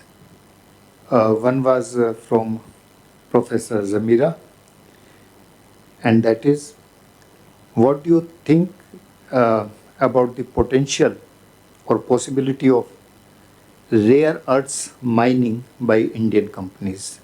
Because India very badly needs rare earths, especially for development of electronics industry and also for electric vehicles. So is there any possibility? We have seen on the internet and whatever is available in public domain, there is a lot of potential in Kyrgyzstan. And the second question I have is from Dr. Laura Yereksheva, who is speaking from Almaty.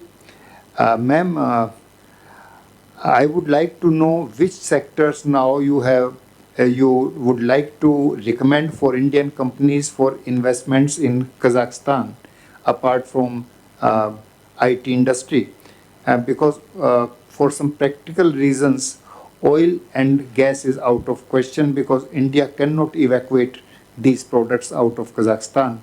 So, what other sectors? One sector we have already identified, and that is IT sector. What other sectors would you like to recommend?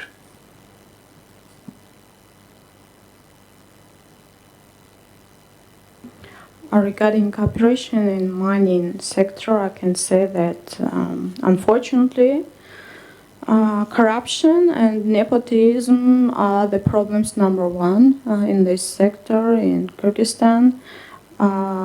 And secondly, our investment climate, because I should admit that after Kumtor case, when this company was nationalized, somehow our investment climate has become worse, and that could be really problems. Third, it's I can say Chinese activities and Chinese companies are rather active in this sphere, and in some cases they are ready to. There could be cases of corruption between cooperation in the cases of China and Kyrgyzstan in mining industry as well, and that is the problem. Yes, and if our government can fight with corruption and could be ready for transparent cooperation in this industry, in this case, I can see some kind of possibilities for cooperation, but still there are a lot of obstacles and problems in this sphere. Thank you. Madam Professor Laura, if she is present. Yeah, she is there. Yes, thank you, Your Excellency, for the question. Perhaps I will sound trivial, however, the sectors which are now is perhaps in priority due to both crises which we have, especially Ukraine crisis, could be almost the same one which had been previously, and of course the need for this agriculture, food and fertilizers, because fertilizers which India can suggest and which Kazakhstan as of now lacks a little bit. Then in the field of IT sector, you mentioned that it is already identified, but however within IT there is artificial intelligence, which could be also the point of interest for modern Kazakhstan, for nowadays Kazakhstan, and including the cyber technologies, because as I mentioned today, there is no the speakers who summarized. There is not only Karaganda and Almaty. There is also Nur-Sultan and Shymkent IT clusters which are developing with the support, and IT hub and parks in Nur-Sultan, which is quite bigger and which could give comparing like in Belarusian IT hub, you should pay like 15% of tax. In Astana hub, IT hub, you up to 0 or 7, if I'm not mistaken, there was 8% less, and going back with the possibilities going to the down. So this could be also the training, the expanding process, which is in much demands, because IT specialists not enough in Kazakhstan. Even in Russia, if you look at the figures, I cannot provide now exact figures, even taking into account the exodus of IT sector people, specialists from Russia after Ukraine crisis. Even before that, there was not enough. In Kazakhstan too, we identified this as a quite challenging perhaps this is correlated with also educational field, which is important one. Education, I don't know this destiny of those IT or Indian university which was proposed to establish early in Bishkek. Now, I don't know what could be the plans for that, but if it is there for specialization of IT, preparing especially that will be a good and quite, I would say, influential introduction of our bilateral partnership. So from this perspective, I would say, as briefly for what is required as of now, almost immediately. The reason why I am particularly focused on IT sector is because with this digitalization process which we're having worldwide, particularly in Kazakhstan, and we're digitalizing almost every field of our sector's economy, and even the way how to manage this agricultural products, farms, whatever. From this perspective, it's a real quiet need for me. Thank you. What I find is that in addition to artificial intelligence, now IoT is also getting momentum in India. IoT means Internet of Things. So, do you think there is a scope for some good Indian university to come to Kazakhstan and collaborate with some existing university, because it takes time to set up a new university? So they may come there and start courses on artificial intelligence and Internet of Things. In addition, of course, to robotization, there is a small developing town, Noida, near Delhi, which has become a hub for manufacturing of robots. And these robots are being exported throughout the world. I have visited some of the factories and I was really surprised that such things are being done near my house. So do you think that we can also start such activities? We can request these companies to look at Kazakhstan, go there and try to set up some joint ventures or maybe some startups in robots as well as Internet of Things, IoT, especially in the universities. Yeah, thank you very much for clarifying this, because it's a part of the perhaps problem solution. As per the, you're absolutely right that no need to establish perhaps a new one university rather than to upscale those who with established one. Particularly in Kazakhstan, there was previously University or Institute of Information Technologies, which had quite bad experience as per the management issues and corruption. So I don't know, as of now, I think it was excluded from the ministerial list of accredited institutions. So it's, as far as I know, for example, in Al-Farabi Kazakh National University, they are making this IT hub also for particular IT field. So why not? There are some other universities. It's just up for the Indian themselves to find out, but for their from their perspective, from India's perspective, from their preferential terms. But I would suggest that with the partnership with established universities is of course a big plus. And particularly working in Al-Farabi Kazakh National University, I must tell that it is developing quite, and it is a part of the different universities ratings accreditation accreditations commission and so. So from this perspective, yes, it is a possible solution which could be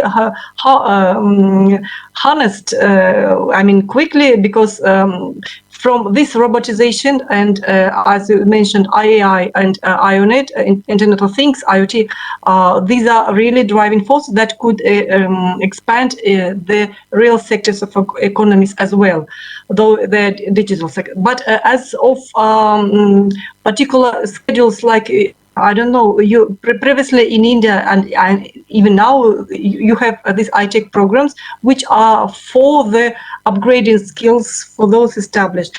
And I think personally deeply that to go on another basic level of education would be a must and should be must.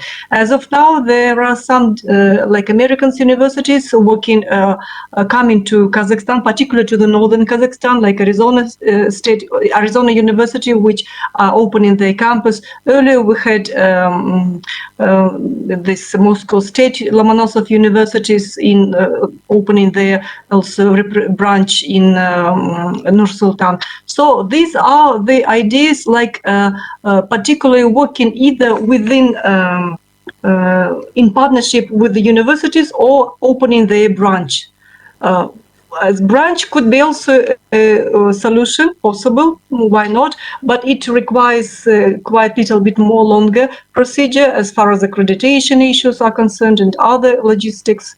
So it's up. But as for Internet of Things, there is especially after the pandemic, which showed up the importance of these online digital orders. And in Kazakhstan, we saw within last 2 years almost the explosive explosion of these different online different shops. However, not to such extent as Alibaba or some others, which at least now we don't have it here. But making it from Indian perspective and from working together with local partners, I mean, with Kazakhstan partners, as far as different categories of trade items, which I know India had set a very ambitious goal of having about 500 billions US dollars turnover with foreign trade with countries, and within for general foreign trade, Central Asia could occupy only now occupies only 1%. So if to boost this online digital trading through these IoT platforms, that could be another way of promoting and expanding Indian trade, which has been set up, I think, last year and early this year by the Minister of I forgot the name of the Indian minister who set this target. So that it could be also the diversification as well, and there's the provision of services. So why I'm talking much focusing about this IT sector and IT-based technologies and IT-based sectors, service sectors, and IT-based educational sectors, which could create a whole economy's niche for economic and for economic including trade and services, which could expand from this perspective, rather than focusing only on oil and gas, which is unfortunately didn't work out well. Yeah, good afternoon. I'm Dr. Jyotsna Chaudhary. I'm heading a German group in India and also the president of India CIS Chamber of Commerce and Industry. I have only 1 or 2 recommendations to ICAF since we are closely associated. Dr. Zamira and Dr. Laura, in the case of IT development, recently we've organized a lot of conferences with our key organization, NASSCOM, which is headquartered in Bangalore. And under this organization, there are about 3,500 IT companies. So I strongly recommend to ICAF, Mr. Bobby Lal and Professor Nirmala Joshi ji, that maybe in the nearest future, we can organize some kind of a video conference related to this subject matter of interest, because they are experts in this. Bangalore, as you are aware, it's an IT hub. And all the specifications, requirements we are talking about, whether internet, digital technology and startups, which India is very keenly pursuing under the guidance of our Prime Minister Narendra Modi ji. So maybe this initiative can be taken jointly and especially with your participation of Kazakhstan and Dr. Samira from Kyrgyzstan. So this is just a recommendation from my end, and we can do that because as a chamber also we have been doing it with Novosibirsk, because with the Siberian region of Russia, they are keenly looking at India for the various reasons. Right now there are a lot of turmoil. So and Mr. Navratan Kataria, who's the leader in this in Bangalore, he's based in Bangalore. He would be of great assistance to all of us, to especially to Kazakhstan and Kyrgyzstan. Thank you. Thank you. Thank you so much for your initiative, and from our side, yes, we are ready to contribute this interesting idea and this event. So thank you. And may I also add that thank you very much. And we listened yesterday a very bright presentation on particular down-to-earth aspects of cooperation, how we could promote that. This is what you suggested is one of these ideas which could have potential of realization based on the participants who are in the field. So I think I could also suggest from my point, from my side, the participants, the organizations, institutions, so that could be to yield fruitful results of that. Thank you. Ma'am, the India Central Asia Foundation would like to collaborate with you on this project. We will participate in any activity wherever you deem it fit. Thank you so much. Along with Indo-CIS Chamber of Commerce. And whenever you need us, we will be there and we will fully participate. We will be active participants. Thank you. Thank you, sir. This will bring us closer, because any field besides the logistics, connectivity, any field where we can cooperate together, I think that leads us to good relationship and mutual cooperation. That will benefit all of us. So thank you, sir. I will do that. Thank you. Professor Debata, since this session is dealing with challenges, it may not be the appropriate question, but nevertheless, it's a very serious issue that needs to be addressed. Because amongst all the challenges that we've spoken about over the last day and a half, we're talking about dealing with connectivity, dealing with some practical problems on the ground, dealing with challenges related to sanctions. A bigger problem that has been mentioned in passing is basically Russia and China in the mind space and also in the region. But one area that, if possible, could you please, using your crystal ball, so to speak, shed some light on what do you possibly think is going to be the near-term and medium-term challenge for the Central Asian countries regarding the problems that are currently happening in Xinjiang? And also, do you think there might be a spillover? And also, given the fallout of the current Ukraine-Russian conflict, how it would possibly affect the Central Asian region and the Central Asian countries? Thank you. Thank you, sir. I think let me take some more questions from the audience. I can answer your question on the sidelines if you don't mind, but if there is no other question, then we can.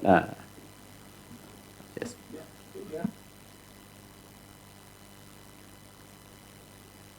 I think we can do that on sidelines for sure. The chair, please. We can, if anybody else have any questions, we can break for lunch or whatever it is, because we have lunch ready. So, in fact, we started with a bit pessimistic note when I started the discussion in this session. But we are ending with some very encouraging conclusions. We have identified some areas where we can make, or where we can make efforts and we can contribute. And not only we can contribute as Indian businessmen and Indian institutions, but also as the India Central Asia Foundation and the offer of the India CIS Chamber of Commerce has already been in principle accepted by us. So we look forward to more such sessions, more such discussions, and something more fruitful will come out after every such effort. Thank you. Thank you very much. Now the lunch is ready. We should move to the lunch. Thank you. Thank you, sir.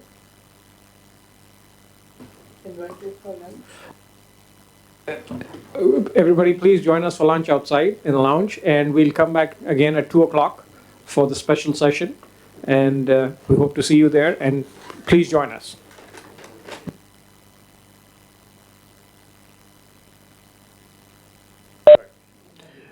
Good afternoon, everybody.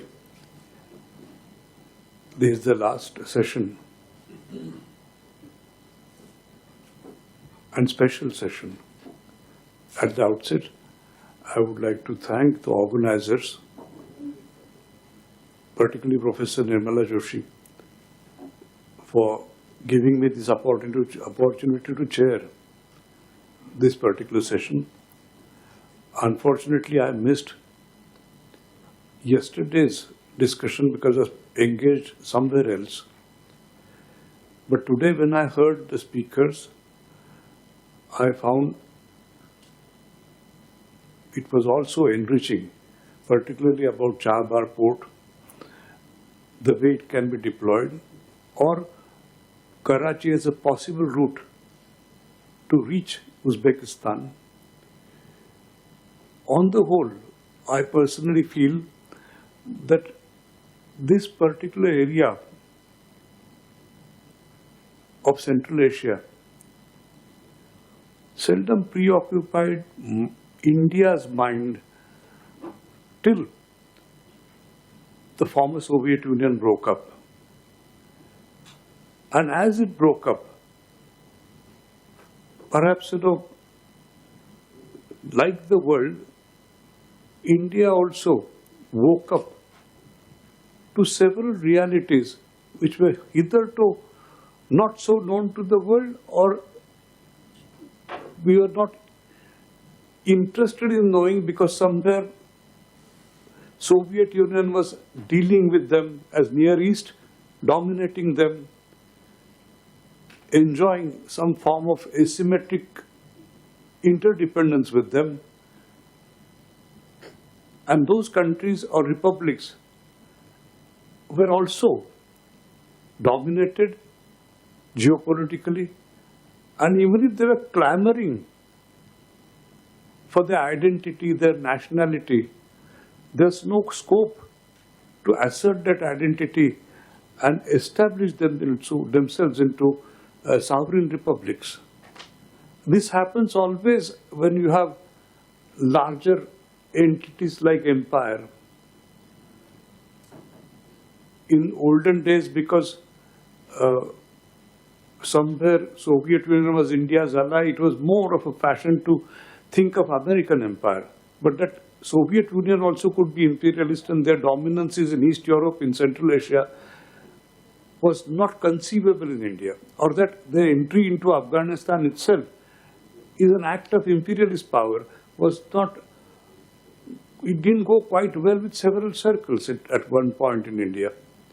But anyway, point to be noted is that, there are always larger entities like Ottoman Empire, like Habsburg Empire, Russian Empire. And when empires are there, empires hide. There are so many stores are hidden in empire. And that is what Central Asia reminds me of. Generally, whenever India tried to look after its energy-related problems or energy security, the heartland of the Persian Gulf was very important for India, and to the broad strategic area connecting Iran, Iraq, or Gulf states that India seemed to be more bothered about. This particular area, although it was abundantly rich, mention a resource and you have it, uranium, gas, even gold, which matters while deciding transnational currencies. It is rich there also. So somewhere this attention, particularly the foundation is giving, which is important, and we are also trying to study it afresh, which is also important. Particularly when in the West Asian region, or in the Western terms, Middle East, when the supply of oil is not very stable and there is constant disruption, you have to have alternative sources of supply, like oil and gas should be coming from elsewhere. And India was not taking appropriate steps for long, but now India has forged ties with Sudan, with Angola, with Nigeria, with African countries. And you have to look at Central Asian countries also from the same context. The main problem as far as Central Asian countries came up was that Pakistan somewhere geopolitically, or just in terms of geography, hinders entry of India into Central Asia or Afghanistan. And to reach that particular part, somewhere, India has to go via Iran. And that has been such a kind of major challenge for India, that how logistically you manage this particular association. I am kind of taking some of your time because of things as they kind of move on. Speakers will also come. They are on the verge of getting ready. And this particular session, the way it is organized, I personally feel you will have a lot to gain, because we are talking about oil. And that's why I made some elementary remarks about oil and oil companies, how they operate and all, they will be talking about. I think somewhere logistical problem between Central Asia and India, till it is handled, this particular area can never be part of our regular commercial, economic, even military, strategic, and connectivity-wise IT-related relationships. And India has to try for it, because somewhere India is steadily extending its neighborhood, and that has to be underlined. Earlier what happened was somewhere India kind of remained confined to South Asia. I would not go into detail about what is happening between India and South Asia, but somehow India has been unable to build a stable regional organization within South Asian region as a major country, because there are problems between India and Pakistan. Similarly, India's association with Southeast Asian countries also somewhere we are there and not there. So still it is steady, somewhere unsteady. And India is a member of Shanghai Cooperation Organization, will be chairing it. So all these areas, they have to be over the time firmed up. So far, kind of sometimes I feel that India's government has taken certain set of firm steps as far as Indo-Pacific region is concerned. Like Sagar is one area where we are talking about security and growth for everybody. And then erstwhile Indian Ocean region, we think differently, we think of Pacific Ocean too. Somewhere India has to also think in terms of land and how we expand in terms of our connection with countries which have landlocked countries. I just wanted to kind of say a few interesting things actually. Many years ago, I was a student in Paris, and you might have known him, surely you must have read his books also, Raymond Aron, who was scholar in international relations. And moment the expert comes, I'll hand over. This is something worth noting. I remember one lecture of his, which was so important because it stays with me even today. And I will tell you first what he said in French in one line, and then tell you what it in English. Sentence was very simple. He said, L'Angleterre règne sur la mer, et la Russe règne sur la terre. England controls the seas, and Russia controls the land. And entire lecture was built on only this one sentence. That means land power and sea power, where he again tried to link up Mahan's thesis of sea power and Macander's thesis of heartland, and how heartland and Mahan, how they negotiate, bargain, and what actually land power can be. I think it is very important area for discussion, land power. It has not left our sides even now. And today when you see Ukraine is determined to hit back and Russia is giving determined struggle against Russia's aggression, you see the strength of land power. That, these are the countries which have, Euro-Asian countries which are important in terms of land as a resource. That somewhere Ukraine is third in terms of third largest in Europe, Russia, Turkey and Ukraine. And if this is so, I would say that Russia will be also interested in controlling that part, because it doesn't want NATO alliance at its doorstep. Because if you look from Paris to Moscow, there's only land, and how will Russia protect itself? That's how they justify themselves. And they also justify themselves by several other means. Professor Joshi will tell you more. But even Alexander Solzhenitsyn, the dissident and Nobel laureate at one stage, had talked about a Russian Union where he included Belarus and ethnic areas of Russian ethnic areas of Kazakhstan. So this idea of Greater Russia is kind of part of their thinking in Russia. Or even they talk about Khrushchev and Brezhnev and Chernenko, who kind of were part of Ukraine. Now, if this is, why am I talking about Russia? Because it can turn aggressive anytime. In the discussion before, somewhere somebody said that in Kazakhstan there are certain elements which are pro-Russian and certain elements are averse to Russia. So now how does one kind of India look at this particular reality, that there are some pro-Russian elements or anti-Russian elements are there? Will they turn to India for some reason or the other, and can India make meal out of it? There are many ways we can look at this particular area. In the morning, but Ambassador Sharma was raising certain questions. I was listening to him with great interest actually, because he raised several pertinent questions while kind of putting it in a very humble way. He was asking on several areas, and I gained from the way he was asking questions. So I would like to say that I have been also studying this particular area, Afghanistan as well as connection with Central Asia, and how India can manage both Afghanistan, Central Asia, and of course Iran. Reference was all the time made to Bandar Abbas, and Iran is also so strategic, so important as far as India is concerned. Sometimes I would say that 1 year at least when America imposed sanctions against Iran, India didn't buy Iranian oil, but it was at a cost, because oil from Iran reaches quicker with the sea route being opened from Iran to India.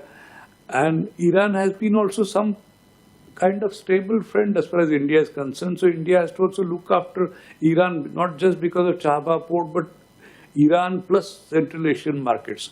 So many factors are involved. And I'm sure in this particular session, oil-related issues and transport-related issues are going to be covered. I would like to ask the organizers, are they ready now? Mr. Deva, ready?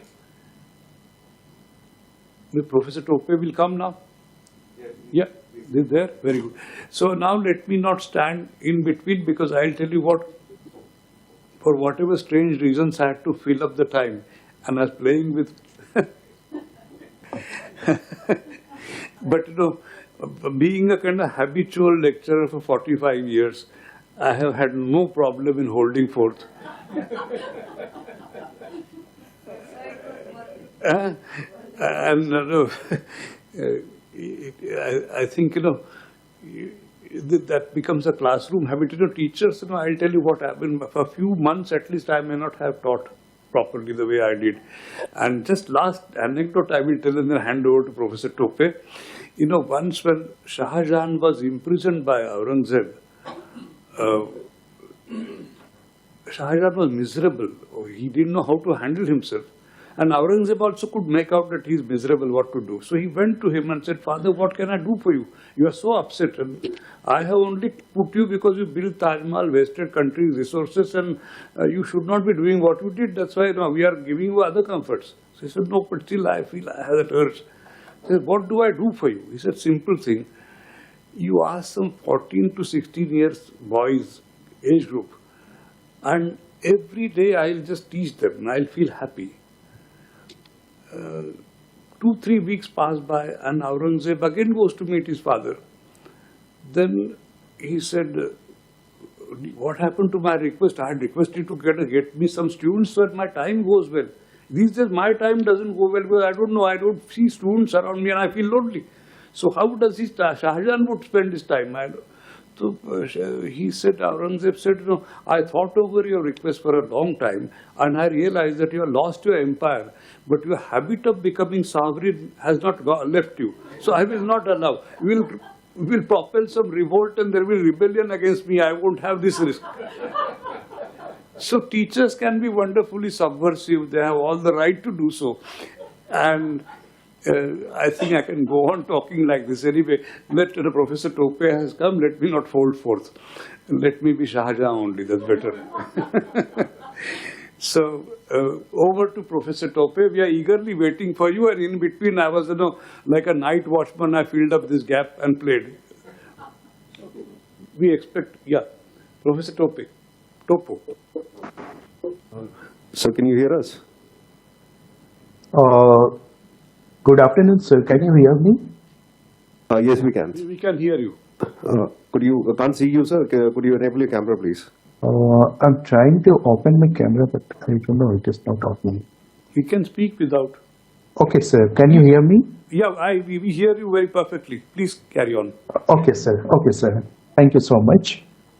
Respected Chair, Professor Rajan Hassing, and all the distinguished scholars and dignitaries. I really am thankful and grateful to Professor Nirmala Joshi, Director ICAF, and the organizing team for inviting me to give this special lecture on India's geopolitical and logistical outreach to Central Asia. And also, I'd like to congratulate the organizing team and Professor Nirmala Joshi for having this topic at this hour of the contemporary period, the recent period that we have going through.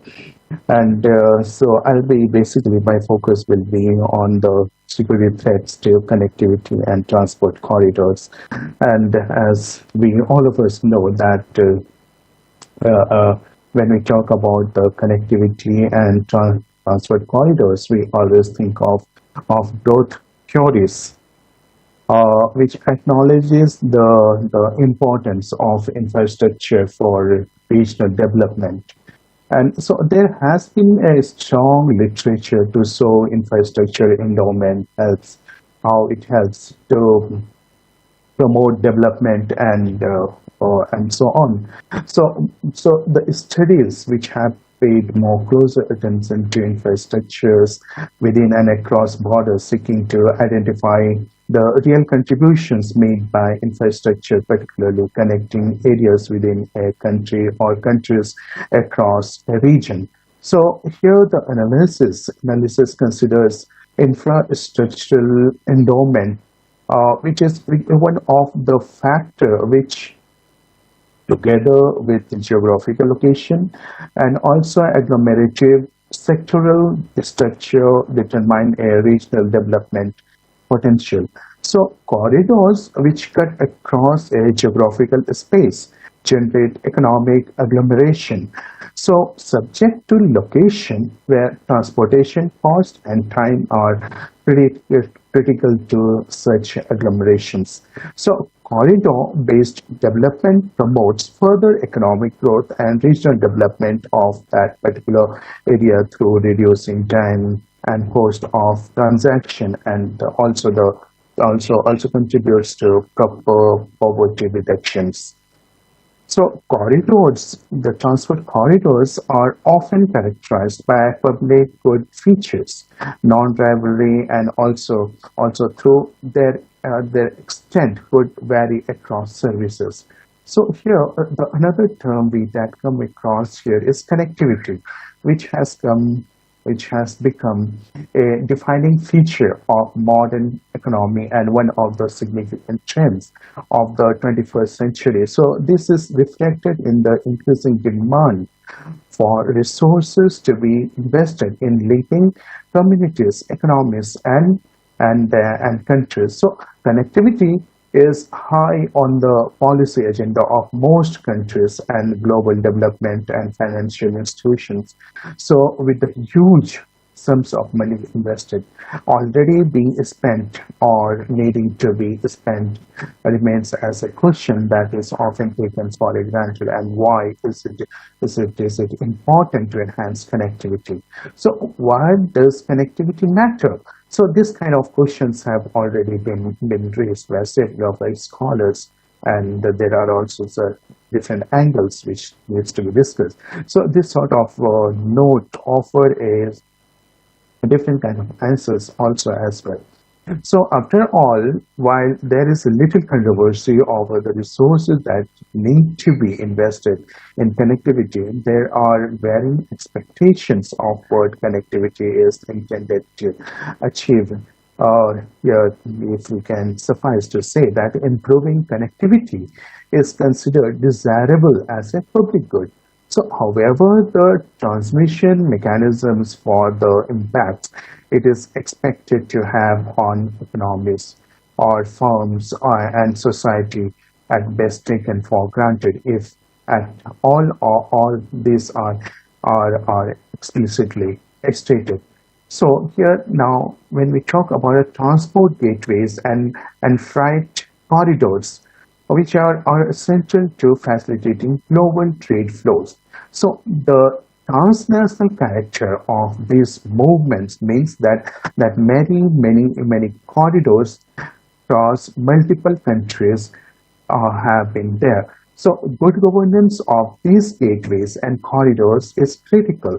So particularly when different corridor initiatives overlap. So here now, when we start talking about the international transport corridors, have strong strategic and economic attributes which are responsible for the international trade carriers.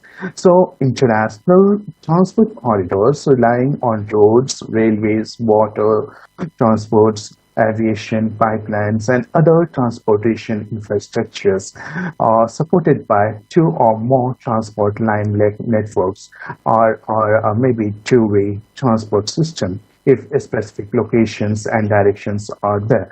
So also being responsible for public and specific transport missions between countries. So they can they can achieve international transport facilitation and promote trade also as investment. So international transport corridors here span many countries and regions facing with so many differences in political system, economic condition, cultural diversity, religious belief, customary norm, environmental rules, social management system, and regulatory norm, resulting in a series of political, economic, secure, religious, and operational risks. So during the operational course of the international corridors, in particular, here we try to understand the geo-traditional and also non-traditional security risk from state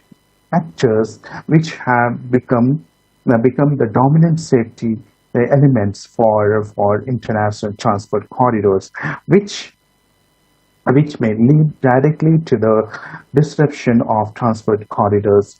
Potentially, even the non-state actors can also be included in this.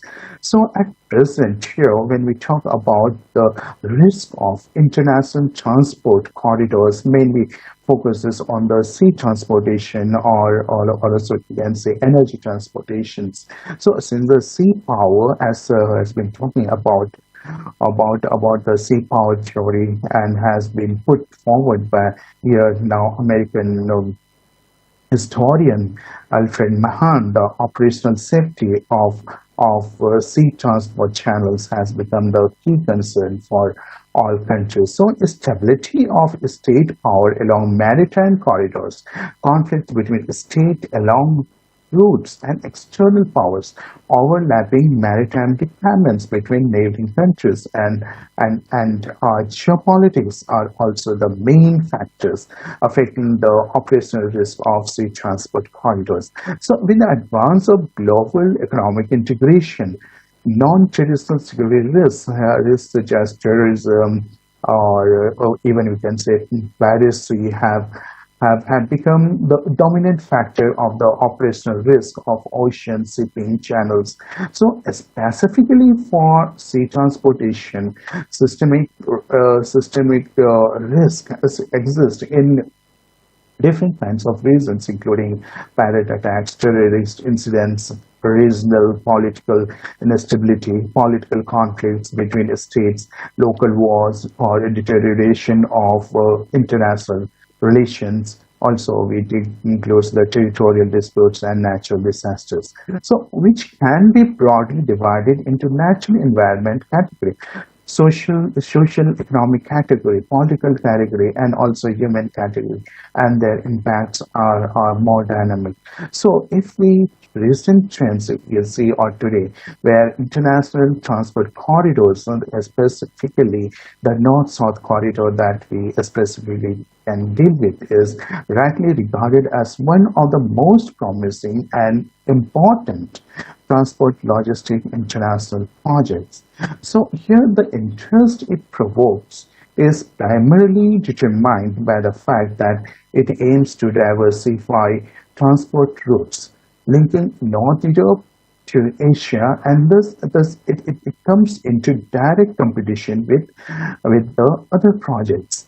So here, pursuing the geopolitical goal of forming alternative transport routes bypassing Russia. So here now we have to understand the intergovernmental agreement on the establishment of North-South International Transport Corridor, which was signed by Russia, Iran, and India during the second Eurasian Transport Conference on in September 2000 in St. Petersburg. So in this year, so in 2001, the agreement was ratified by India and Iran, and in 2002 by to the ministers of transport of the participating countries signed a protocol on the official opening of the corridor. So later on, Azerbaijan, Armenia, Belarus, Kazakhstan, Syria, Oman, they have also joined the agreement. So, and also here, Turkey and Iran also showed their interest to join it. So India, Iran, Russia have mapped out their own plans for transcontinental transport corridor. So the international North-South transport corridor is a landmark initiative for Eurasian connectivity. So here, as we see that twice as sought as the traditional trade route between India and Russia. So the corridor augments economic cooperation and gives sea access to landlocked member states in Central Asia. So here the international north-south transport corridor, if we roughly say that it is a 7,200 kilometer long multi-modal transportation network that links the Indian Ocean to the Caspian Sea, where the Persian Gulf tour onwards into Russia and Northern Europe. So, as it is being launched as a joint initiative by India, Iran, and Russia in 2000 and ratified thereafter in 2002, the corridor has now expanded to include many more members into it, including Turkey, Ukraine, Syria, even Belarus, and Oman and Bulgaria as well. So here the 2000 agreement was set in motion with the objectives of simplifying and developing transportation services, enhancing access to global market and coordinating transit policies. So while also ameliorating route security, here India's accession to the Shanghai Cooperation in 2017 and the Ashgabat Agreement in 2018 have only increased this connectivity prospects. So, although the original agreements have displayed connecting India and Iran to Central Asia and Russia, the potential of the corridor to gradually develop the Baltic, Nordic, and even the Arctic regions is no longer far-fetched time. So the first or the central branch of the corridor of the INSTC begins from Mumbai port in the Indian Ocean region and connects to Bandar Abbas and Chabahar ports on the Straits of Hormuz and then passing through the Iranian territory via Ahmedabad and Bandar Anzali. So here runs by the Caspian Sea to reach the Olia or Astrakhan ports in Russia. So here the second way of looking at that western branch connects the railway networks of Azerbaijan to that of Iran via the cross-border nodal points of Astana or Azerbaijan or Iran, and look further to India as sea route.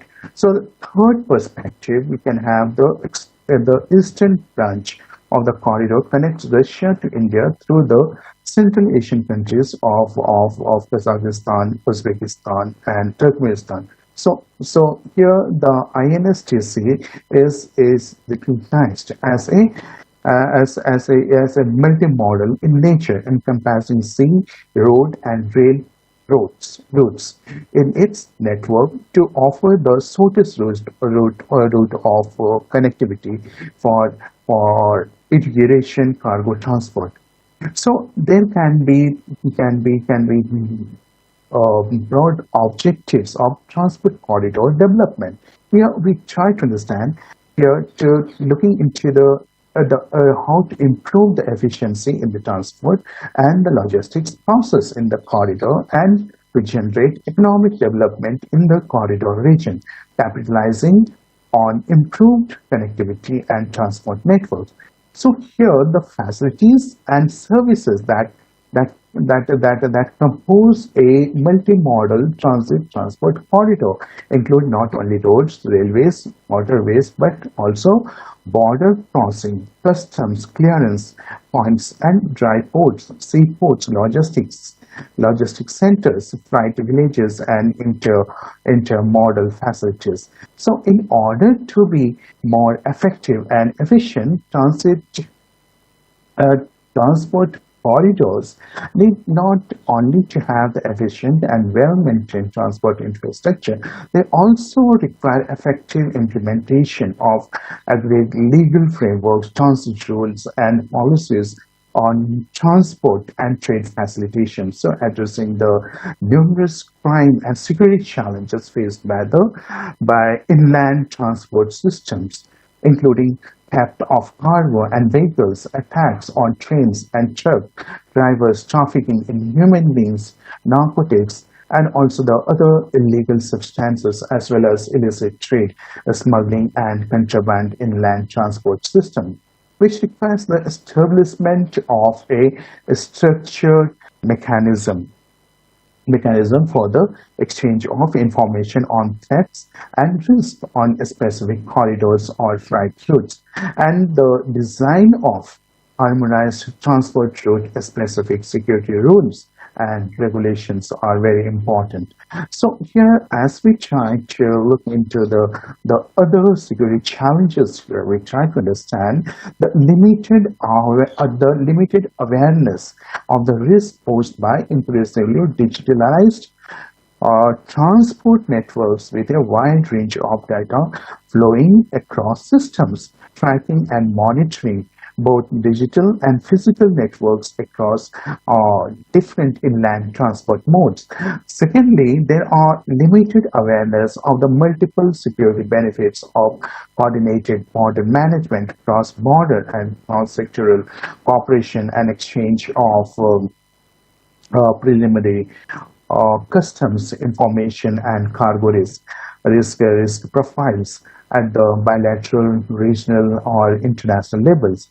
And also we find that there are insufficient in-depth knowledge of the importance of new technologies, corridor-based tracking and tracing, such as in the railway sector, and the use of the AI, blockchain, or also some innovative ICT applications to more effectively secure supply chains and manage inland freight routes. So there are also unavailability of structured mechanism for the exchange of information on threats and risk on specific corridors or the freight routes, and for engaging multiple stakeholders from different disciplinary backgrounds, including law enforcement, customs, and border management agencies, but also transport authorities and private sector operators.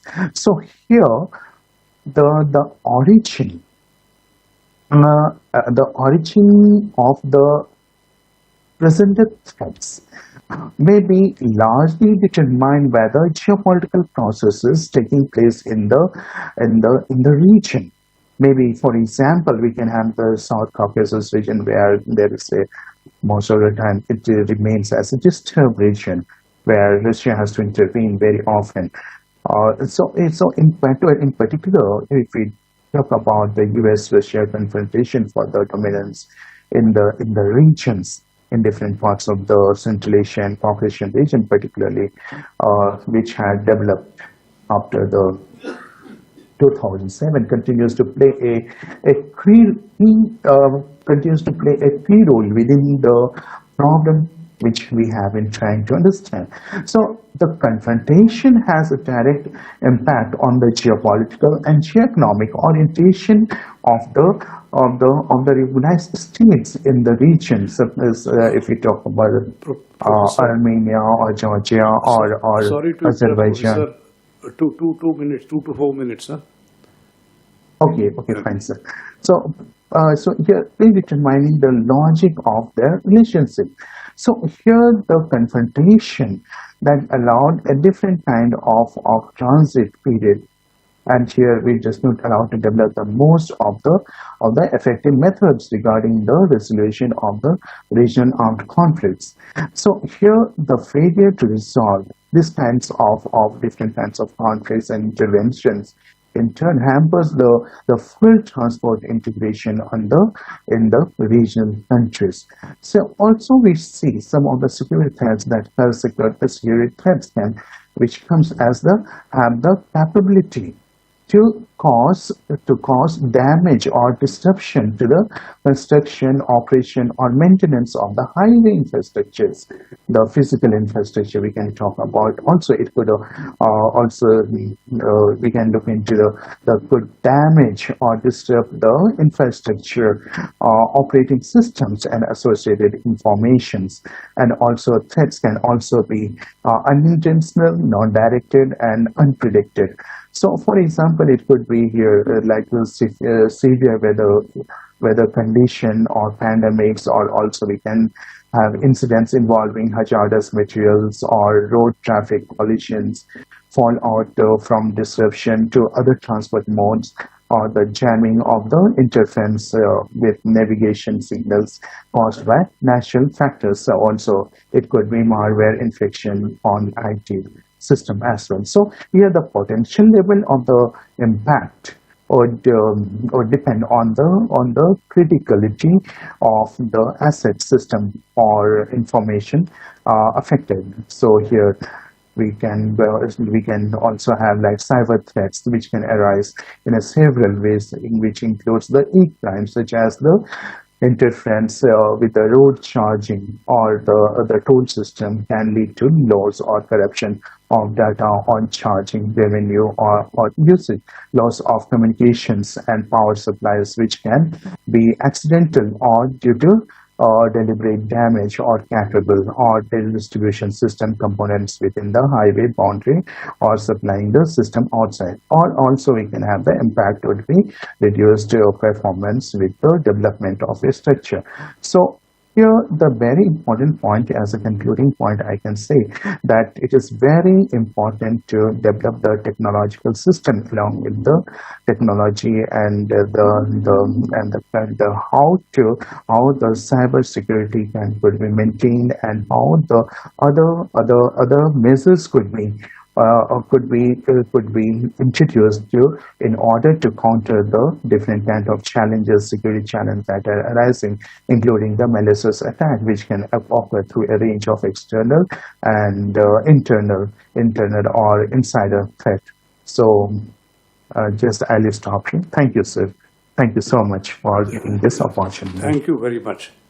You have raised very important points related to sea routes, land routes, corridors, infrastructure building, implementation.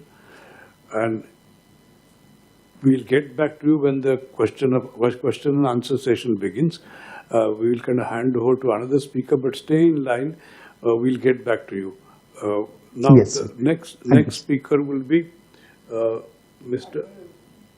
Admiral Shekhar Sinha. He'll be Vice Admiral Shekhar Sinha. He's not well, that's why he's becoming virtual. So may I request Vice Admiral Shekhar Sinha to present his ideas on the theme today. Thank you very much, Chair. And thank you, Professor Nirmala Joshi ji, for giving me this opportunity to speak here. Regrettably, I have not been able to be present physically. But I just wish to make a few points. By and large, all aspects have been covered. But let me take you to the meeting which took place, the Delhi Declaration, which was at the initiative of Prime Minister Modi with the heads of state of the Central Asian republics. It was a virtual meeting.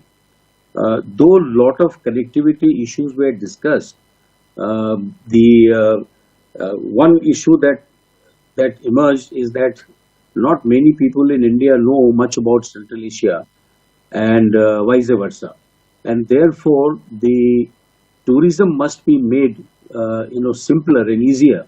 One is to get the visa regimes made very, very easy to get, particularly for going and seeing the places, the countries, and there will be a mechanism of the ministers of the tourism who will probably meet once in a year, and they will also work out the methods of improving it through routes which are not explored right now. We don't have many flights, and we do not know very much as to how it is going to take place. But importantly, because the land route connectivity does not exist, we have a problem of increasing the trade and other aspects of connectivity. Not only this, but though there is at the moment there is a limited, shall I say, access as far as the IT is concerned. That can be increased by using the satellite communication, and that is also being discussed right now. The Secretary West held a briefing, in the month of January after the summit meeting, and in the press briefing, the Secretary West mentioned that the joint working group will be formed in a very little while, which will be a joint working group on the port of Chabahar. And I think that will be probably the key to what is going to happen and how this entire thing going to increase. There is right now the INSTC is a functional sort of route to some extent, but it does not have Chabahar port included in it. So there is a movement in that direction that Chabahar should be included into the INSTC, so that the existing sort of framework of the north-south corridor connectivity, the road connectivity, should be used. The second point that I wish to make, which I have made at various forums, is that the railway line for which the money was granted and a lot of equipment were offloaded into Iran. The rail connectivity from Chabahar right up to Mashhad, which is on the border of Turkmenistan and Iran, and beyond that, taking the railway line and the road connectivity into Turkmenistan and subsequent existing road network, or making road network and railway network of the existing Uzbekistan, Turkmenistan network, and taking it further into Kazakhstan, Kyrgyzstan, and Tajikistan. That is one proposal that is sort of there very much on the cards. The second one is that there was sort of good acceptance by all countries that the Turkmenbashi port of Turkmenistan should be included in this entire issue, so that the trade to the Soviet Republic and beyond, through the Caspian Sea, can become a possibility in the future. That port is an important port, and it happens to be in the Central Asian Republic. But all in all, I would say that the chair mentioned about the geopolitical issue, and I think it's a very important issue, and we should not ignore it. Though all methods are being tried, all the meetings have taken place, and I'm sure the joint working group will also start working. And I would request Professor Nirmala ji that her inputs must be handed over to the External Affairs Ministry, so that when the joint working group forms on Chabahar, these points can be sort of made. Now, the geopolitical issue is, while everybody is agreed to what Prime Minister Modi proposed, and they have all welcomed it, but much will depend on how much is the influence of China. I don't wish to hide any names, being a military man.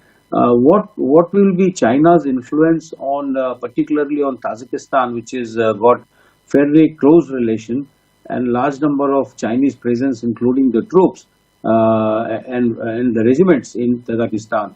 Also, one airfield is to be given to the Chinese for their own operations. So that will probably dictate as to how much will be Tajikistan's involvement ultimately, in getting into this trade route through Chabahar. Though they will be in the working group, but how much of participation with full heart, that will only time will prove. But I am just flagging these points, which can become a little bit of issue. Second point about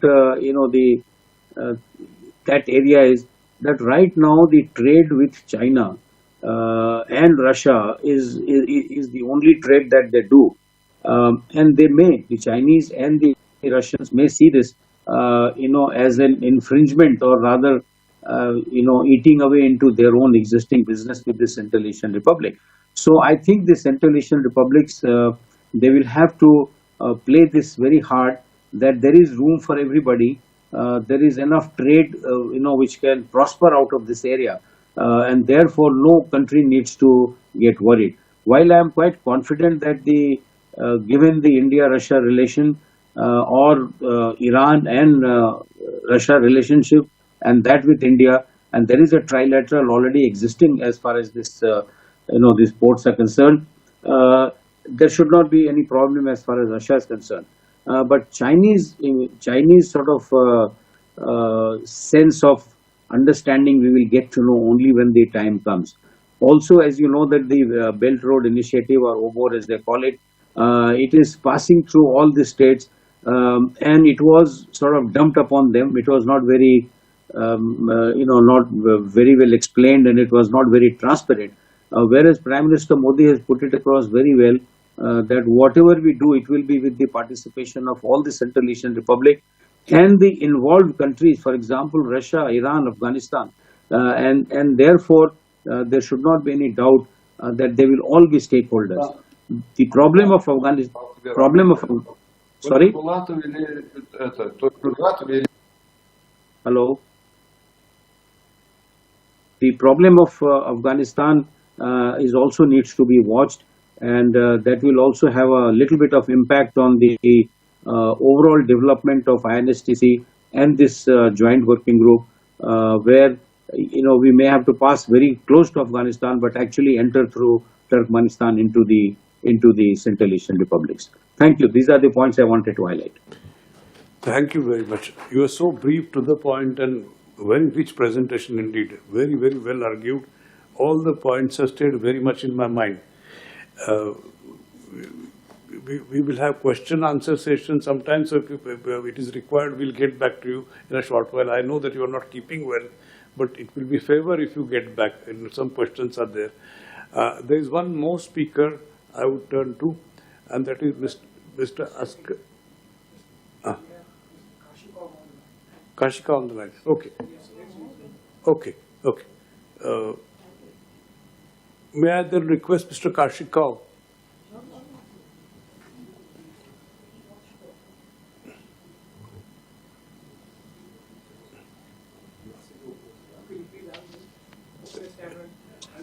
Thanks so much. Good afternoon. Good afternoon, distinguished chairman, ladies and gentlemen. Thank you for provide floor. I take only 5 minutes. On behalf of Minister of Investment and Foreign Trade of Uzbekistan, I would like to make brief thesis. Firstly, the seminar convened by Indian Central Asian Center was success.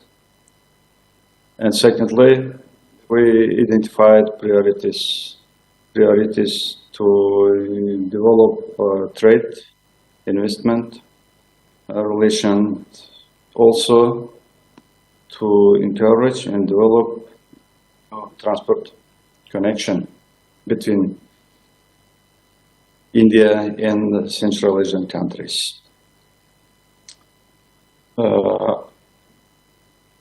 I would like to support the idea to create a new working group of experts, India and Central Asian states, on foreign trade and transport connectivity. Without a strong and aggressive policy, peace-loving policy of India, there is no possibility to transit through Pakistan, Afghanistan, and Iran. Over the past 20 years, India have done a great job and very successful policy and provided great assistance for Central Asian states, especially to Afghanistan and the people of Afghanistan. And India became, last 20 years, the main importer of Afghanistan and establishment by zero custom duty for import goods from Afghanistan. For developed trade between Uzbekistan and Central Asian countries with India, it seems to me we should fastly develop freight transport between our region. According to these goals, government of Uzbekistan last year established subsidiaries for transportation goods, export goods from Uzbekistan to foreign countries from 50 up to 70% of transportation fees. We also invite Indian Airlines to full open gate to transport, open gate for Central Asia in Uzbekistan. It's known that until last year, the Delhi-Kabul Airlines was actively operating. It doesn't work right now, but however, it's possible to open a new line between Delhi to Termez, the city of Uzbekistan, situated near approximately 5 kilometers on borderline, a checkpoint between Uzbekistan and Afghanistan. It will be possible to improve trade between Afghanistan and India via Uzbekistan. Obviously, some participants arose question, what sphere of economy very priority and very favorable for Indian investor? For our needs, it's several sectors open for Indian investor, especially energy, medicine, pharmaceutical, education, textile, jewelry, perfume, electronics, tourism, hotel industry, and etc., etc. Even infrastructure projects. Indian Exim Bank today decided to provide loans, approximately $285 million, to project to connect rail and roads between Uzbekistan and Kazakhstan. It will be connected to Iranian line from center of Kazakhstan via Uzbekistan and Turkmenistan to come to Chabahar or Bandar Abbas. We in Uzbekistan say if some investor or some Indian company in Uzbekistan today, more than 300 Indian companies operate, and the full investment arose approximately $500 million last year. It means if Indian investor come to Uzbekistan, Kyrgyz Republic, Turkmenistan, or Kazakhstan and Tajikistan, it means the Indian investor cover of region, Central Asia, fully, because we in Central Asia very close.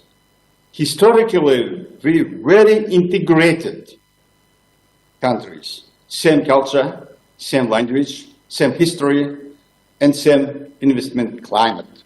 And we are open to work together with Indian Central Asian Foundation and be shoulder by shoulder, work to improve our trade, investment, transport, and communication, even in culture, education, and other sphere.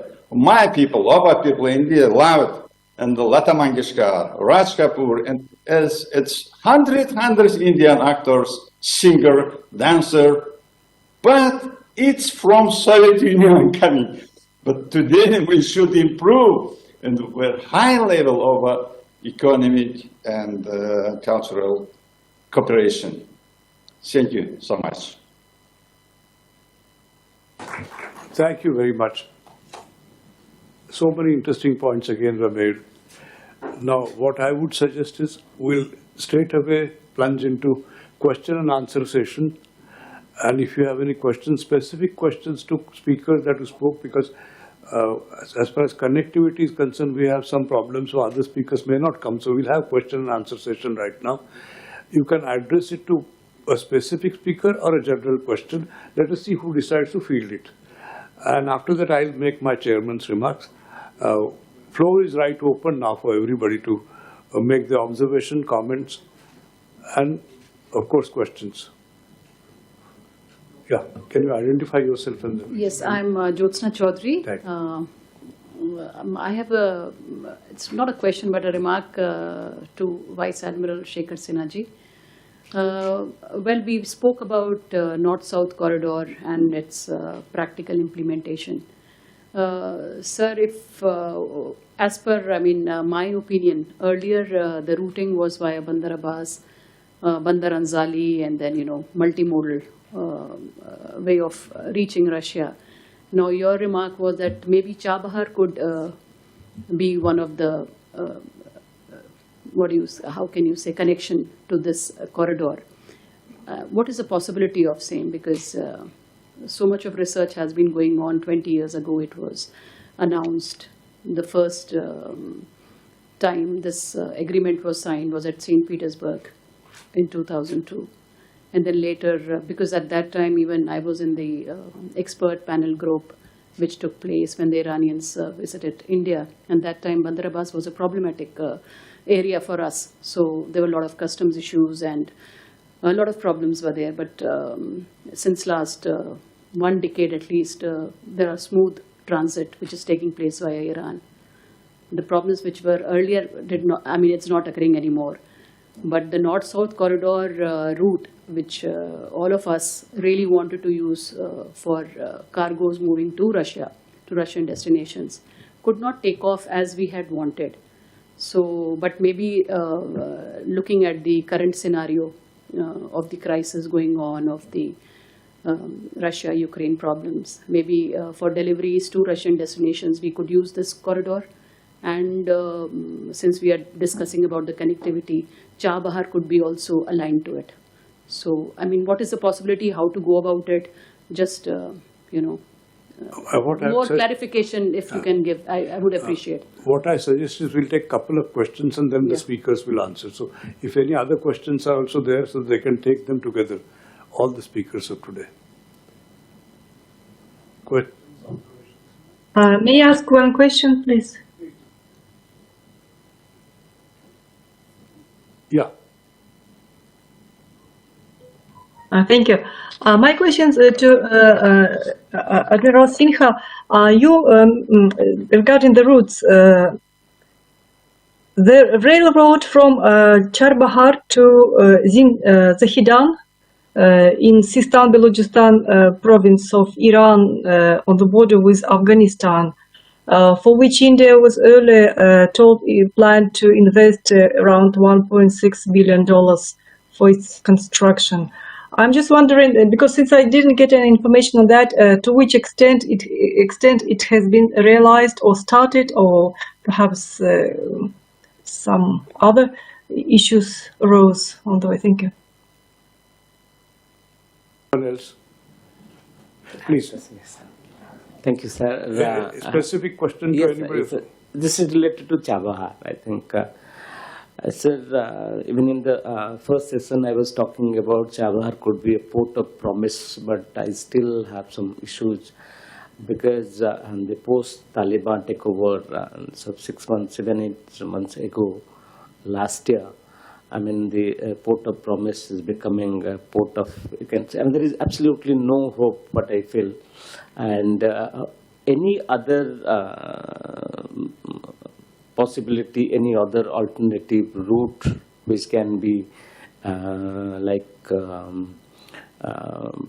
explored, then I think that could help India to, or any other means if you can see. For example, as in the morning session, Ambassador Sharma was talking about freight. I mean, in fact, one of the consumable items is gold.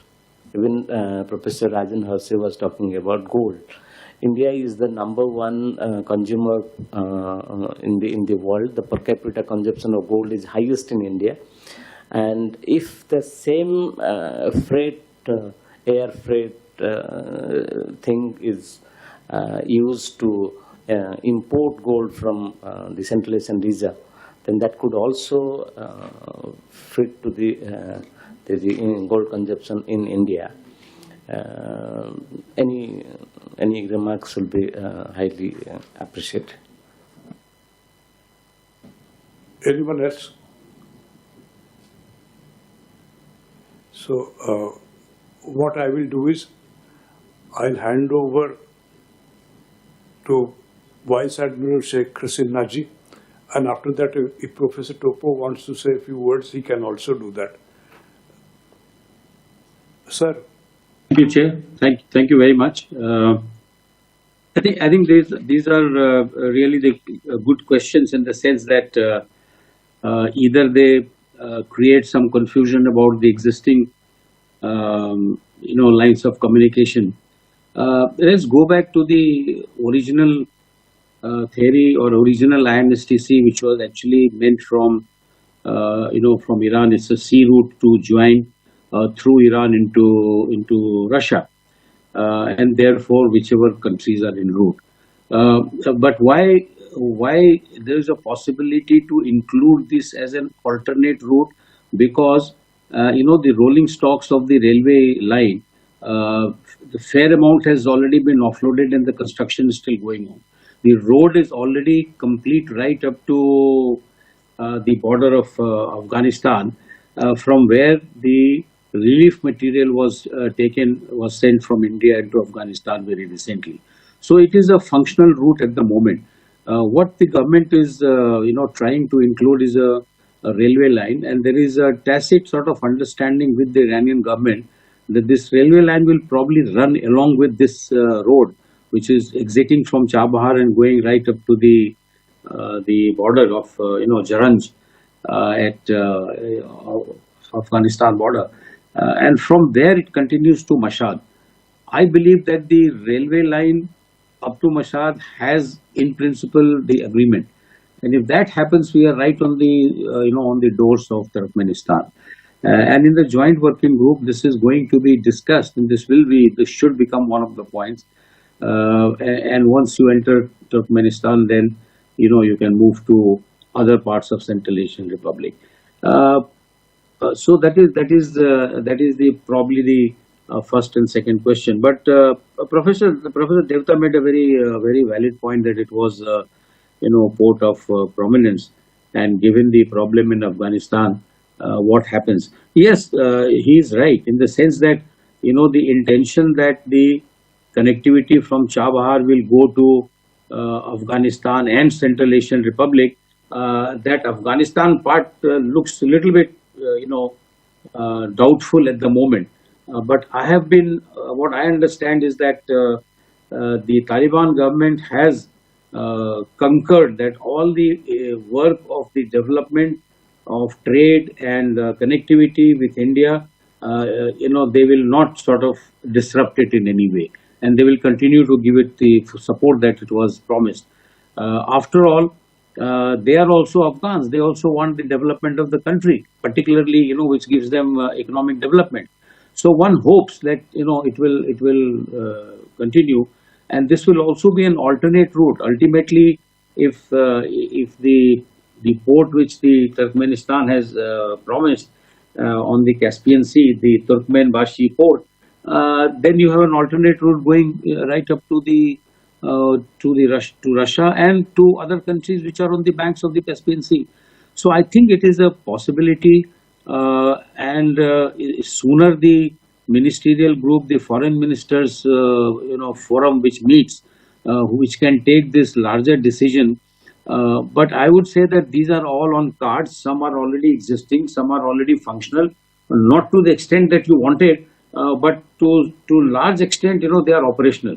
The port is operational, the road is operational, railway line construction is very much, the rolling stocks were offloaded into Iran, and fair amount. At the moment, I don't have the exact figure as to how much of railway line has progressed, but the road is very much there, right up to the Afghanistan border, and beyond that, the Iranians are making the road right up to Mashhad. So I think it's we have to look at it positively, and take everybody on board in the joint working group and see that it is transparent and it happens with the agreement of everybody. There are no hidden agendas in this. So that's all I have to say, and probably I should have attempted to address the 3 points that were made. Thank you. Thank you. Now the other two speakers, Professor Topa and Mr. Kalishno, if they have any point to make, anything left, you could just say, take 1 or 2 minutes. No question was addressed to you, of course, but.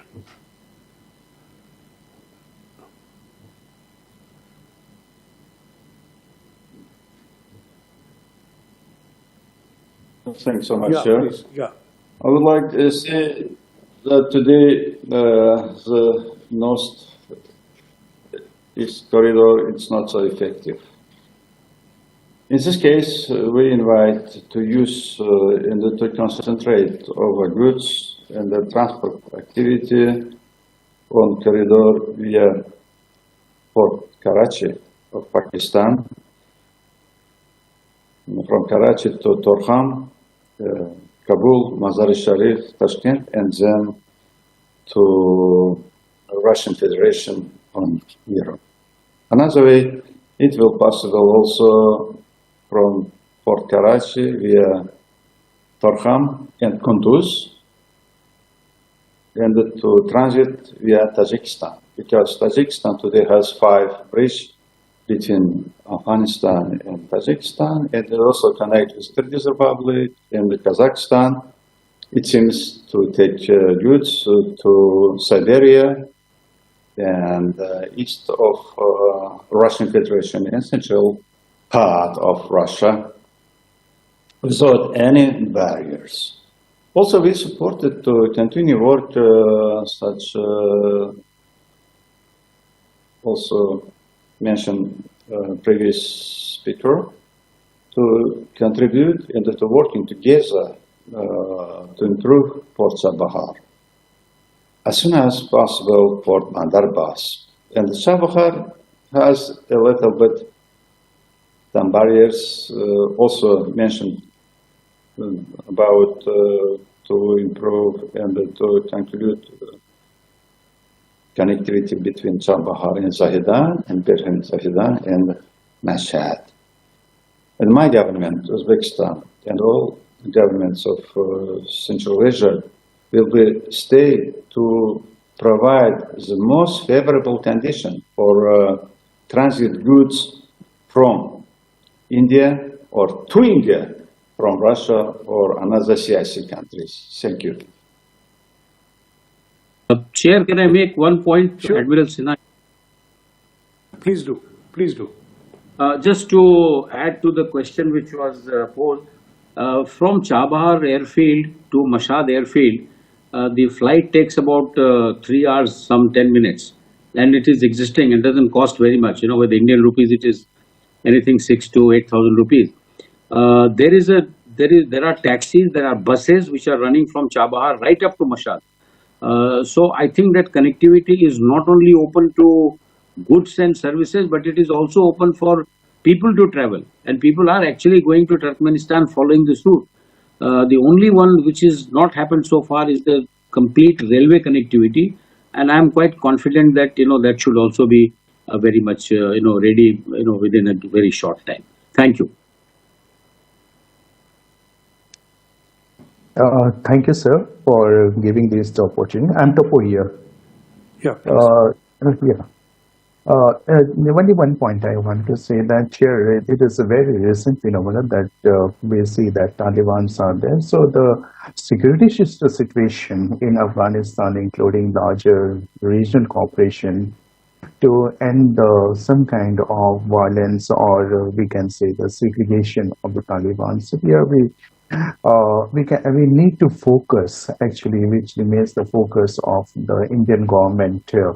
If we can see the meetings that is going on, so where the connectivity which is being discussed very extensively during the meetings that had been going on, and here also the Foreign Minister Jayasankar, which mentioned that regional connectivity is as its main theme, and so here in the Central and the South Asian region, connectivity remains more of as an opportunity also, as a challenge also, and we look more for the prospect also, and we need to have the proper perspectives as well. So that's what I can say. Thank you, sir. You can agree with me that this was such a lovely, all of them gave really their best, and something else, we have become richer after hearing all of them. When I began, I was supposed to fill in the gap. That's why I did it. Now I'll be proper professional and say something absolutely precise and to the point. The first point that I want to make after hearing all this is that now, and I'm making a very general point which concerns world politics today, that every time any international meet takes place, we always talk about, or major power talk about rules-based international order. They all want rules-based international order, but these rules, America interprets it in its own way, Russia interprets it in its own way when it comes down to Ukraine or Bucharest 9, China interprets it in its own way when Arunachal Pradesh, Ladakh, or Hong Kong and Taiwan comes in the way. And this rule-based international order you talk about, but it also, whatever is happening today, we are kind of living in a world which is multi-power world, if not multipolar world. And that's a very important point I'm making. So that means United States, Russia, China, Brazil, South Africa, India, all these countries matter, international organizations matter, and how does one work out that so-called rule-based order? And that's a question we have to think, because unless there is rule-based order, all these corridors that you are trying to build, infrastructure that you want to try to lay, it will not all work out. This first point. Second, that all this discussion perhaps we require to take China much more seriously than what we did so far. Belt and Road Initiative is a mega project of China with enormous amount of money. And they are involving 65 countries in this grand project. They have a very high ambition of reaching somewhere and competing with the United States by 2050. So you can imagine it. Already certain countries are bound to China, like Pakistan, which is virtually treated like colony by China. Sri Lanka, you see what has happened to Sri Lanka after China's friendship. See Myanmar, what has happened to them after China's friendship. Or Kenya, and see what has happened to them. The problem is somewhere, money is advanced, large kind of Chinese money gets invested from Chinese banks also, private and public, and then Chinese labor goes, and somewhere also steadily are the countries which are participating in these kinds of projects falling into debt trap. It's a question we have to answer. And what is that debt trap? How long it can take to come out of it? This is a kind of area we have to investigate. And what more investigation is required, of course, China's relationship with Russia itself. So is there something like Eurasia emerging, not emerging? If it is emerging, is there Chinese dominance within this? And how does one work it out? Because unless China has some control over Eurasia over the years, that ambition of China to be world power may not be easily fulfilled. The second point that I want to bring is international waterways, what they were yesterday and what they are today. International waterways, I mean Suez Canal, of course, Cape of Good Hope, Panama Canal, Malacca Straits. All these are important waterways, and Malacca Strait is particularly important to China. Most of its trade goes via Malacca Straits. And China is desperately trying to become Indo-Pacific power by holding base at Djibouti. America also has, France also has, several other countries. Russia is nearby with an interest in Sudan as a base. Somalia also somewhere. So point is, all these international waterways, what kind of role they will play, how they will be protected, and where will India be in all this? Earlier in 50s and 60s, we had a very simple description of India, that India is a castle surrounded by the seas and capped by Himalayas. Now this is K.M. Panikar's description, not mine. India is a castle surrounded by the seas and capped by Himalayas. It is connected with all the parts of Asia and other things. Now point is, India is now endowed with this entire Indo-Pacific Ocean and this responsibility, and it is playing its own role by joining Quad. Australia, Japan, India, and United States together. Somewhere Malabar exercises are going on. So what levels of security at the sea are anticipated, and what are problems in maritime security? We have to understand more. Otherwise, even land-related areas can't be worked out, and transport there cannot be worked out because many things pass through the seas. I think, somewhere for minor areas like, Somalia playing role of they have large number of pirates and they're professional, and how piracy, smuggling, trafficking through piracy has become a proper professional vocation in eastern part of Africa. I have worked on it. So these are difficult areas of security itself, traditional and non-traditional. And all these areas can affect your idea of building and implementing infrastructure, because at any point, wherever you build a rail line also, it can be subverted or just uprooted by some bomb, something. And these are areas which need to be they need different kind of attention. Like, at one level, the strategic studies specialist used to concentrate on light weapons and their impact. Because nuclear weapons can't be used every day, but light weapons are very important, they're lethal.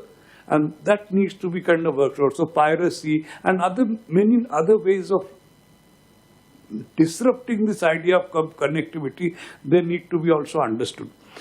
All this while, Iran has been one of the important countries, and by accident or by kind of not design or by not inability to think, its strategic location and capacity, we have not been able to appreciate it as much as we can. But then India, Russia, and Iran matter, and that also has to be kind of underscored. I was very happy when Vice Admiral Ken talked about tourism and people-to-people contacts, and somewhere all development cooperation somewhere, whether cooperation in the economy, commerce, income, healthcare, or finance, it cannot go through without people-to-people contact. Somewhere people have to be connected, and they get connected through railways. They get connected through even internet. But internet is a virtual connection. Railway is much more concrete connection. Even today, any traveler who is going by railway has a much more interesting time than flying somewhere. So the point is that two countries, I feel, have been crucial, and they kind of should not be lost sight of, because we take a short-term view and say, oh, they are not so good, not doing well, politically unstable, so that nothing can be relied on. But these two countries, in my view, are Afghanistan, which can connect West Asia, Central Asia, and South Asia very well. And from here, kind of as a hub, so many railway lines can be kind of connected to. And as far as Southeast Asia is concerned, Myanmar, that is clearly crucial country, because you see the way railway lines are built in Southeast Asia, Myanmar becomes really very crucial juncture. So these are the things we have to kind of think over. But personally, to me, all the three speakers kind of gave so many interesting ideas that it was very stimulating, and I'll carry the ideas and thoughts ahead and ponder over them. And I'm sure people who are involved in policy makers like Professor Joshi will take all these ideas into cognizance when kind of committees meet, and in your little way, you kind of give a humble contribution in terms of idea, and that becomes reality one day in bilateral or multilateral relations or multilateral pacts even. And that's how perhaps inch by inch policies are made of countries or unmade also. I think with these remarks, I should thank you very much. First, for bearing with my glib talk. Second, for, and I'm sure I'm professional, I'm talking sense, so I know I meant my business. Thank you very much.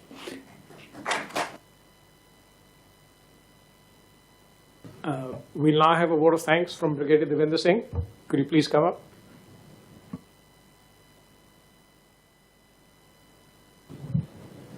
Along with the vote of thanks, there's also a requirement to fulfill of a conclusion.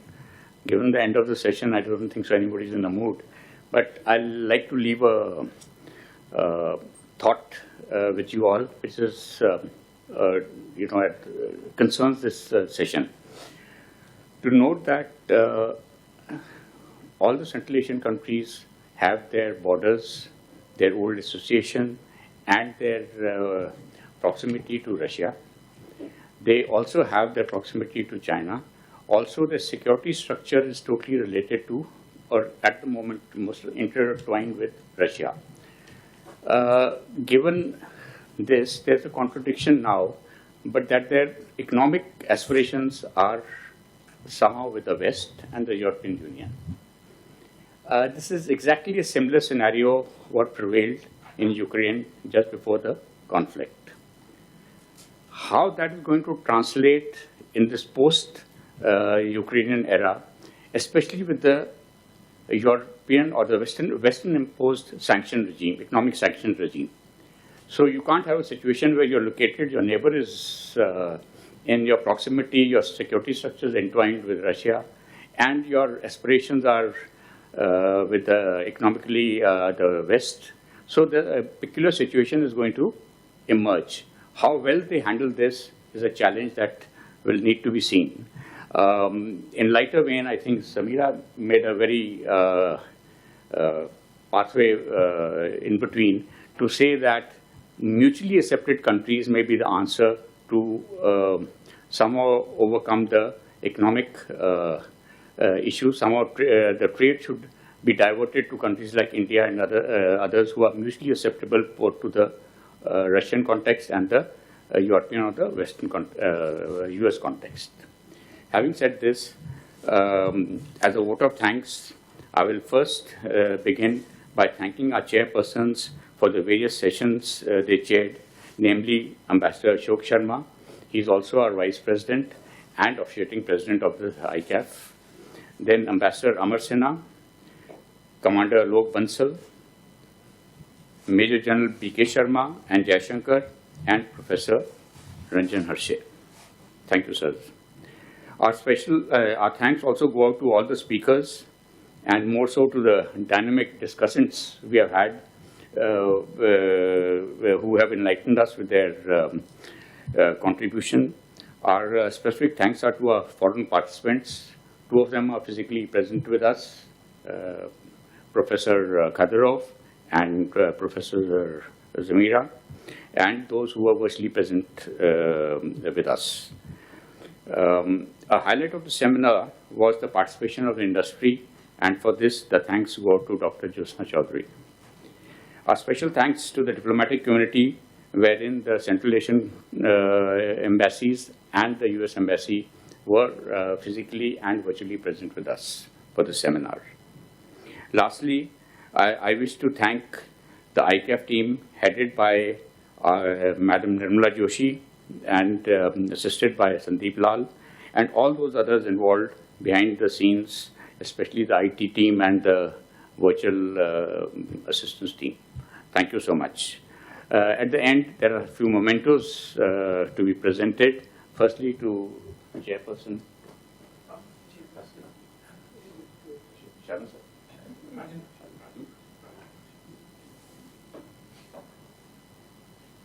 I request our officiating President, Ambassador Ashok Sharma, to present the mementos.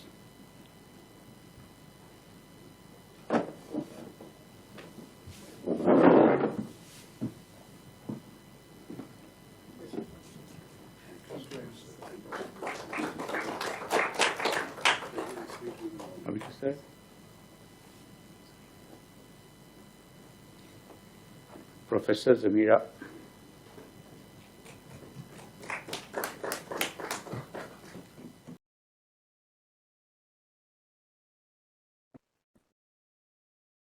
Dr. Jyotsna Chaudhary.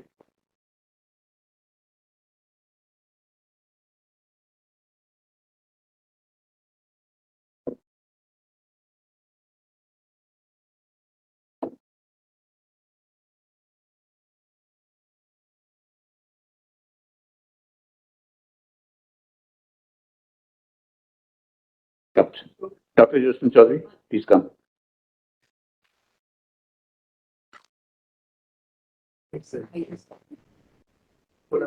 And ma'am.